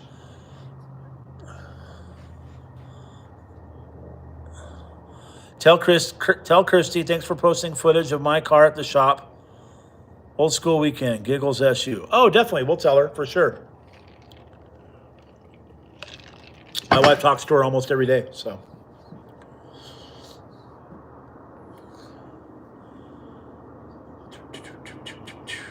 So yeah, drag racing a side-by-side, it looks fun. I have met some guys that do it. I think they race some 8th mile, but there's guys making 500, 600, 700 horsepower in those things. Dude, it's crazy. And I see how those frames are built, so I don't think I'd want to go that fast in a side-by-side, if I'm being totally honest with you. Is the summer really that bad? How's 117 for you? There's times where it's not under 110 all week long. So yes, it's bad. Like I said, I was saying earlier in the stream, last time I was there in the summer, I did some filming with Motor Trend. We did a show called Defying the Elements, and it was 117 degrees out there. And then I'm trying to remember when we filmed the Pawn Stars episode with Joe. I was out there, and I think it was 105 when we did that episode.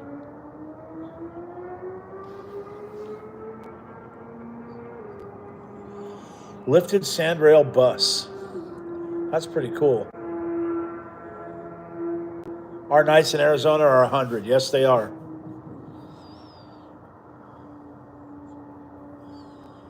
Build what's not current.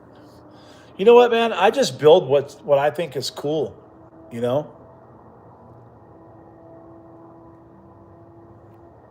Heck yeah. I will keep pushing. I just build what I like and what I think is cool. Like I did a video on we did the battery in my wife's Tesla, and then everyone's like, oh, you're an EV guy, you're copying Kyle now. And I'm like, no, my wife's Tesla was broken and I had to fix the battery, so I filmed it. And then somebody accused me of trying to be like Vice Grip Garage when I did a rescue on this Mustang right here. It's like, no. A friend came to me and asked me to recover this car for him that hadn't run in 16 years. So I did it and I filmed it. It's crazy. It's like you can't, I don't know, I should know better than anybody. You can't please everyone. So like I said, I'm just going to film what I do and keep posting. And if the views do good, they do good. If they don't, again, I don't make my living on YouTube. So I just do it for fun. I like it. Now, would I like to make my living on YouTube and just film everything? You are 100% correct. Cletus McFarlane is living the American dream, any car guy's dream right now. Pawn Stars got exploited hardcore social media. It's a killer when taken out of context. Yeah, for sure. How did I get into sand cars and Glamus Fab? Great question. I've always kind of liked the desert. Been going to Glamus since I was a kid with some family friends. And then I got a quad when I was younger, started going to Pismo, Dumont, Glamus. And then when I moved to Lake Elsinore into the house where I met my buddy Dwayne, that's probably still listening. I hope he is. We started going to Glamus a lot, hanging out, and I had a couple. I bought a sand car. It had a street bike motor in it, and then I bought a chassis, and I just been doing it. Shout out to your new San Lamo short. California is known for over 110 last year, 117 in Fresno. Yep.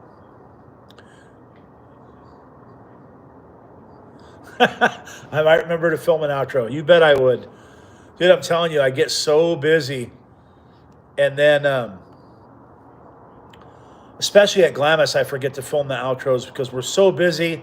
And then right when the shop slows down, it becomes beer 30 and everything stops. And it's just like, and then I just don't want to pick up the camera and film anymore. It's just like I want the day to be over. So, but yeah, would I like to do YouTube full time? 100%, most definitely. But I don't see that happening in the near future. That's for sure. Yeah, I like the Mustang video too, man. It's just the views are just not doing well because it's like, again, my key demographic is Glamus guys, is Glamus stuff. And then, to be honest with you, man, I've picked up a lot of subscribers from Cletus, from using his name in my titles. And then I think those subscribers that I picked up, they just want to see Cletus content. That's what they're looking for. And, everything I do is not going to be about his car or Kyle's car or whatever. Those guys are cool. I love them to death. I love working on their cars, but I have my own other projects too. So, like I said, the name of my channel is actually Dune Addict's Automotive Shenanigans, which kind of covers everything. Have a wiring Wednesday. Yeah, that'd be sick. The all-new San Limo Monster Cruiser side-by-side killer. Hell yeah. Hell yeah. I cannot wait to get it back from powder and start putting it together. Dumb question. Why do so many creators shoot in reverse or mirror mode? I don't know. I don't. I'm doing it right now because I want to see the comments, but I shoot the other way. I just think people are worried about what they look like or what they can see in the background. A lot of creators are just filming by themselves. So I think that's why they do it. Looking forward to the free BMW build. Your minute where I have learned a lot from your videos. Oh, thank you, man. I appreciate that. Thanks, Matt. iPhones. Yeah, I'm on an iPhone right now, but I could switch this and like I normally film like this. So I'm just looking at a camera. I'm not looking at a screen, but when it's flipped,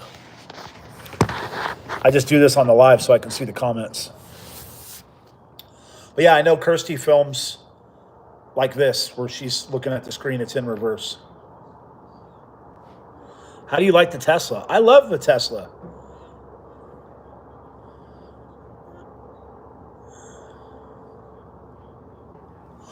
I thought you were a Michigan Dune area, but Brent mentioned you at Glamus, so I started following you. Right on, man. I appreciate that. Thank you, man. Brent's a good dude. I really, really, really like Brent. I got a lot of respect for that dude. I actually had met Brent years and years ago, back when I had my shop in Lake Elsinore, and I was racing Nopi and NHRA, and had met him a couple times. Didn't know a whole lot about him, but knew who he was. And so I'll tell you guys a cool story before I end this live. What's my thoughts on rear gearing? Rear gearing what? In what?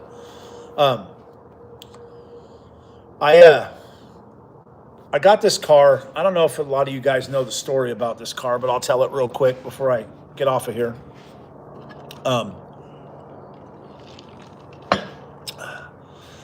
This car was given to me by Travis Barker's bodyguard. His name is Chase Still. Was a really good friend of mine. I think he'd be known as Vice Grip style content. He made that look easy. Recovery stuff's pretty easy, man. I'm an automotive guy. I've been working on engines since I was a teenager. So Travis Barker was in a plane crash years ago. His bodyguard's name was Chase Still, was a very, very good friend of mine. This car was in my shop getting a K swap. It was going from H22 to K. The old motor was out. The owner was saving up money for a K motor. The car was being stored in my shop.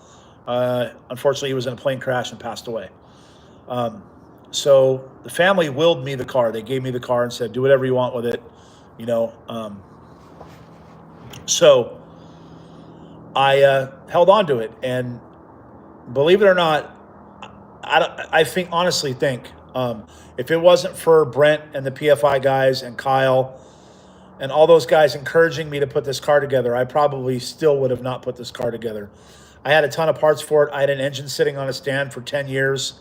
I've owned this car since he passed away, so that was, I want to say 14 or 15 years ago when Travis was in the plane crash. I met them in Glamus like 5 years ago. That's when I met Brent and Jamie and everybody. They all came to Glamus and Cletus for the first time. And I'd always watched the Rocky Mountain Race Week videos and stuff and was like, man, I could do that. I should do it in my Honda. I just never had anyone to go with. So the day I met all of them in Glamis, I was working on Razzle Dazzle. And I had reached out to Kyle and talked to him about it. And he brought the car by the shop for me to look at it. And we got to talking about my Honda, and I was showing him pictures of my old Honda and this one. And I told them I wanted to do Race Week. And they were like, well, dude, you should do it. And I was like, well, I don't have anybody to go with. And within 10 minutes of knowing these guys, they're like, yes, you do. You're going to go with us. And I was like, what? And they're like, yeah, you want to go to Race Week? Come with us. And I was like, yeah, kind of whatever. But they were legit serious.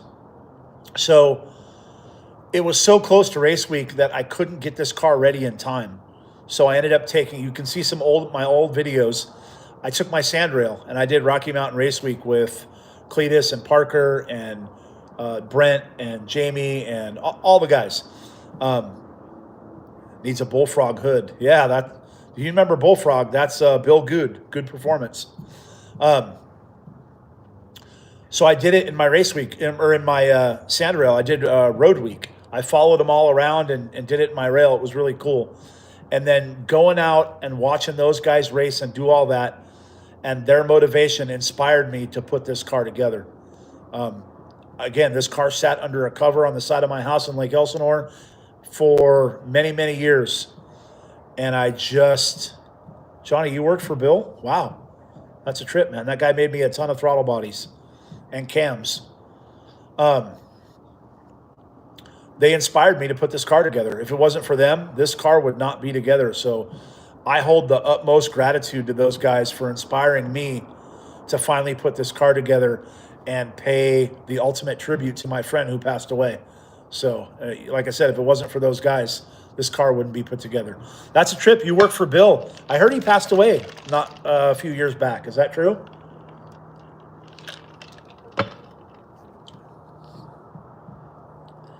Whatever happened to the clowns that stole your truck? Yeah, man, I don't know. Johnny, you worked for Bill. Did he pass away?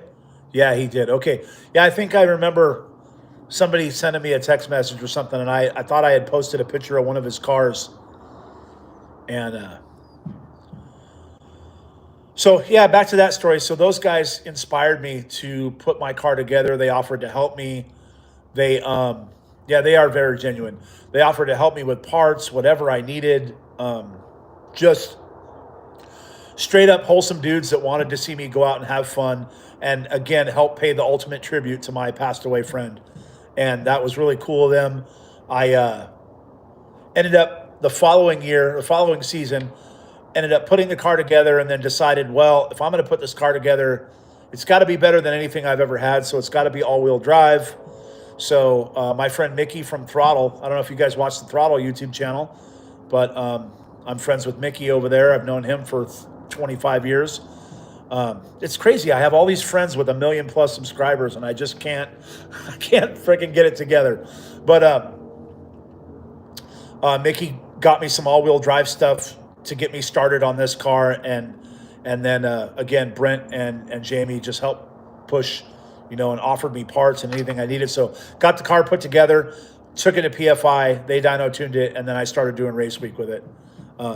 They are definitely. You want inspiration to put a race car together? They will fire you up and make you want to do it like you would not believe, man. They're very inspirational guys, and they are definitely consider those guys some of my best friends.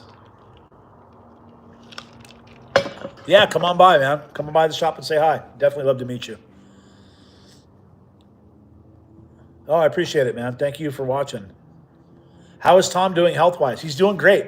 I just talked to him yesterday. Um, my shop, I'm in Arizona, in Mesa. 1,000,000 subscribers. You're a busy man. You will get there. I hope so, bro. Um, Tom is doing great health-wise. We are actually going on vacation with Tom. We're going to Cancun in like a month. I have a long history with Tom. Tom's pretty known for being Brent's friend in PFI, but I've known Tom since the Wicked days in Southern California, back when he was racing with Ron and Ed Bergenholtz. Like, those are all SoCal guys. We all ran in the same circles out there. Ontario street races, Fontana, all that area where we raced. I've known Tom forever and ever and ever. So Tom and I are really good friends. We have been for a lot of years. Tom actually called me the day he got. I think I was the first or second person he called when he got out of the hospital. And then, cool Tom story is, Tom used to race motorcycles, YSRs, and he's known my wife longer than I have. Crazy small world. My wife used to road race motorcycles. Help me with the J32 question. Ask it again, buddy. Ask it again. I've known them longer. Yes, you have, babe. A lot of people miss Tom and Fong. Fong was just in a recent PFI video. And here's the messed up part, you guys. I took my car to powder coat, and I didn't film any of it. And I'm blaming Tom for this, because Tom was here hanging out with me, and we were just laughing and having a good time and hanging out. We went and dropped off my car, and we were having so much fun and messing with each other and shit. I forgot to film any of it. We were just being regular friends and hanging out. I had a really good time with him that day. His boat motor actually got sold. It's right over there, and it's going in a sandrail. He's building another motor for his boat, so he sold that one to a friend of mine. And Tom's got a big surprise coming for a lot of people. Big surprise coming from Tom, so you guys stick around for that. Kyle, you're in Buckeye, right on. They say it's the hardest to reach 100K followers. Yeah, it is. It is. Unless you're really good friends with a well-known YouTuber and he puts up a post and gets you 100,000 overnight. Putting a J32 in your 260Z with a 350Z 5-speed, what do I need to put the two together? Kennedy. Call Kennedy Adapters in Palmdale, California, and see if they make that adapter plate.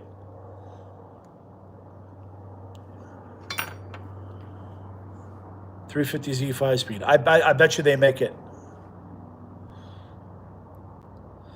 410 versus 355. 410 is going to be much shorter. That's for sure. No problem. Yeah, Tom's got something big coming, guys. So I believe in my heart that Tom will be racing this year. Kennedy is the business. Yes, they are. Tom will be racing this year. So we'll just leave it at that. He's been doing a lot of work behind the scenes.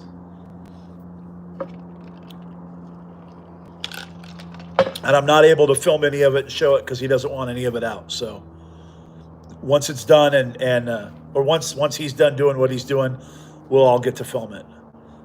Hell yeah, let's go, Tom. Yeah, Tom's another one of those guys that's a legit dude that you can call. He's like what I call a 3 a.m. friend, right? You have 6 p.m. friends and 3 a.m. friends. You have some friends that you can call at 6 p.m. and they're like, after 6 p.m. they don't answer the phone. And then you have a 3 a.m. friend that answers the phone, that's already getting dressed when he sees that you calling because something's, well, you guys know the rest. Tom's that guy, for sure. He is definitely a real one. Also, another one who I consider probably one of my best friends.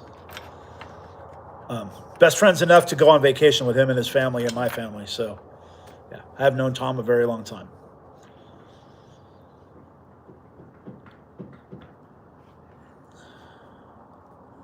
Happy I've never had to come see me while in Glamus, but ever break anything on my Raptor. Oh, dude, don't even, just come by and have a beer or come meet us and say hi. I like it when fans come by. I get to introduce everybody to Joe and Dave, and I tried posting the thing, but found out it's easier just to watch or listen while I work. Right on. Yeah, Emilio just hit 100,000 subscribers, who is also, you know, a Colorado guy that I'm pretty good friends with. So really stoked for him. He worked his ass off to get there. I've got a long road ahead of me. But that's what I was told too, is once you get to 100,000, it's a lot easier. The algorithm just takes you up there. What time is it, guys? Shit, it's 10 o'clock.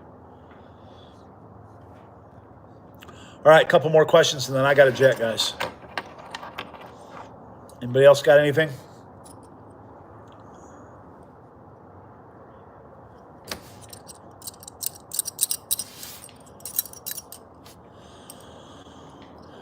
No, there's not pricing. We usually have a set price for certain jobs. 106 on the East Coast. Yeah, ooh, rough. Basic welds, $40, you know, and then it goes up from there. Happen to know where to find power adders for a 2016 YZ450R dirt bike. I'm sure they make a camshaft or something for it. That would be the only thing, that and a flat slide.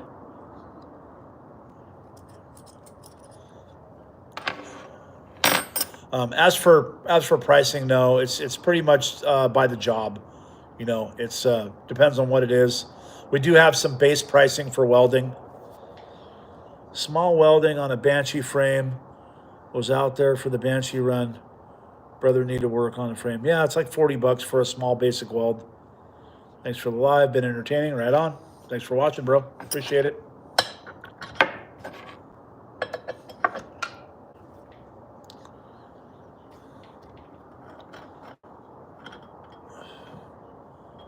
Yaris Swap Wildcat was amazing. Yeah, that thing was freaking cool.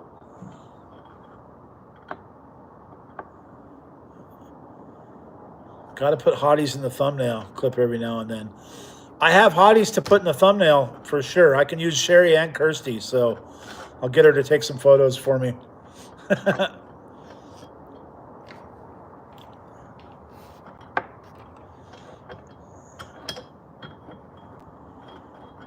2 months in Yuma before I had to escape back to Washington. Too hot. Yeah, most definitely. I could use a beer. 5 p.m. Wow. Where? In NZ? You're in New Zealand? Right on. Watch it from New Zealand. That's sick, dude.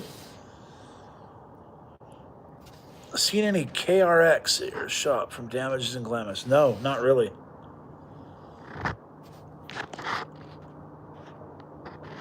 I'd love to see you do a Vice Grip Garage style series. Dude, I just got, go look at the comments of my fucking video, man. I just got flamed for doing a revival on this Mustang over here. Dude. What up? What up? Wednesday. You don't like the summer, you don't deserve the winter. Not an empty one, bro. Sure am, my wife and I. Love to see you do a Vice Grip, guys. Jeez.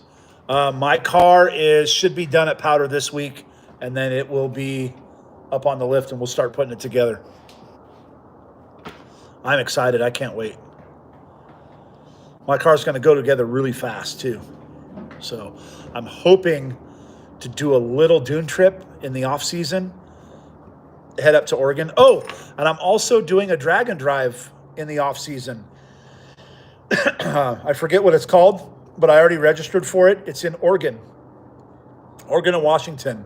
I have a brother that lives up there, and him and my nephew built a Nova, an LT powered Nova, and they did it last year, and they're doing it again this year and invited me to go with them. So I am going to take Che Bella on a drag and drive this year, or this season, and I think I'm going to bring my daughter as my co-driver. So I think that'll be a lot of fun.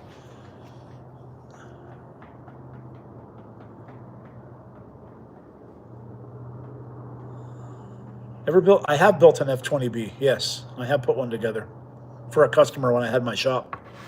I rebuilt one. Used all OEM Honda parts and bearings. It was very, very expensive at the time.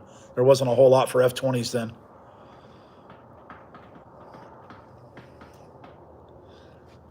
Right on. All right, guys. There's 50 people watching. I'd hate to jump off. If you guys have any more questions, speak now or forever hold your peace until my next live. I don't know when it's going to be. I just kind of randomly pop up and do them. So you got a question? I'm going to go let's go another 2 minutes or so.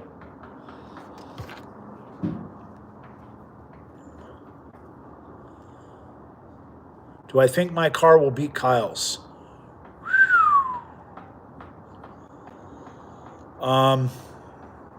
That's going to be tricky. Kyle's cars makes like 650. I think they stopped at like 500 because they were worried about the tranny. But on Big Boost, Kyle's car will make 650, and it's way lighter than mine. So I doubt it. Your thoughts on Cletus's $7,500 drag and drive series? I thought it was friggin' awesome. I thought it was killer content, and I thought that video was genius. Absolutely genius for him to do that. It was friggin' sick. What transaxle options are there for older Honda front-wheel drive engines to be put in the rear of a sand car? Any transaxle will work, bud. Just depends on what engine you're using. If it's B-Series, D-Series or B-Series, you're going to have to flip the ring and pinion and flip the transmission upside down. If it's K-Series, you just have to flip the ring and pinion.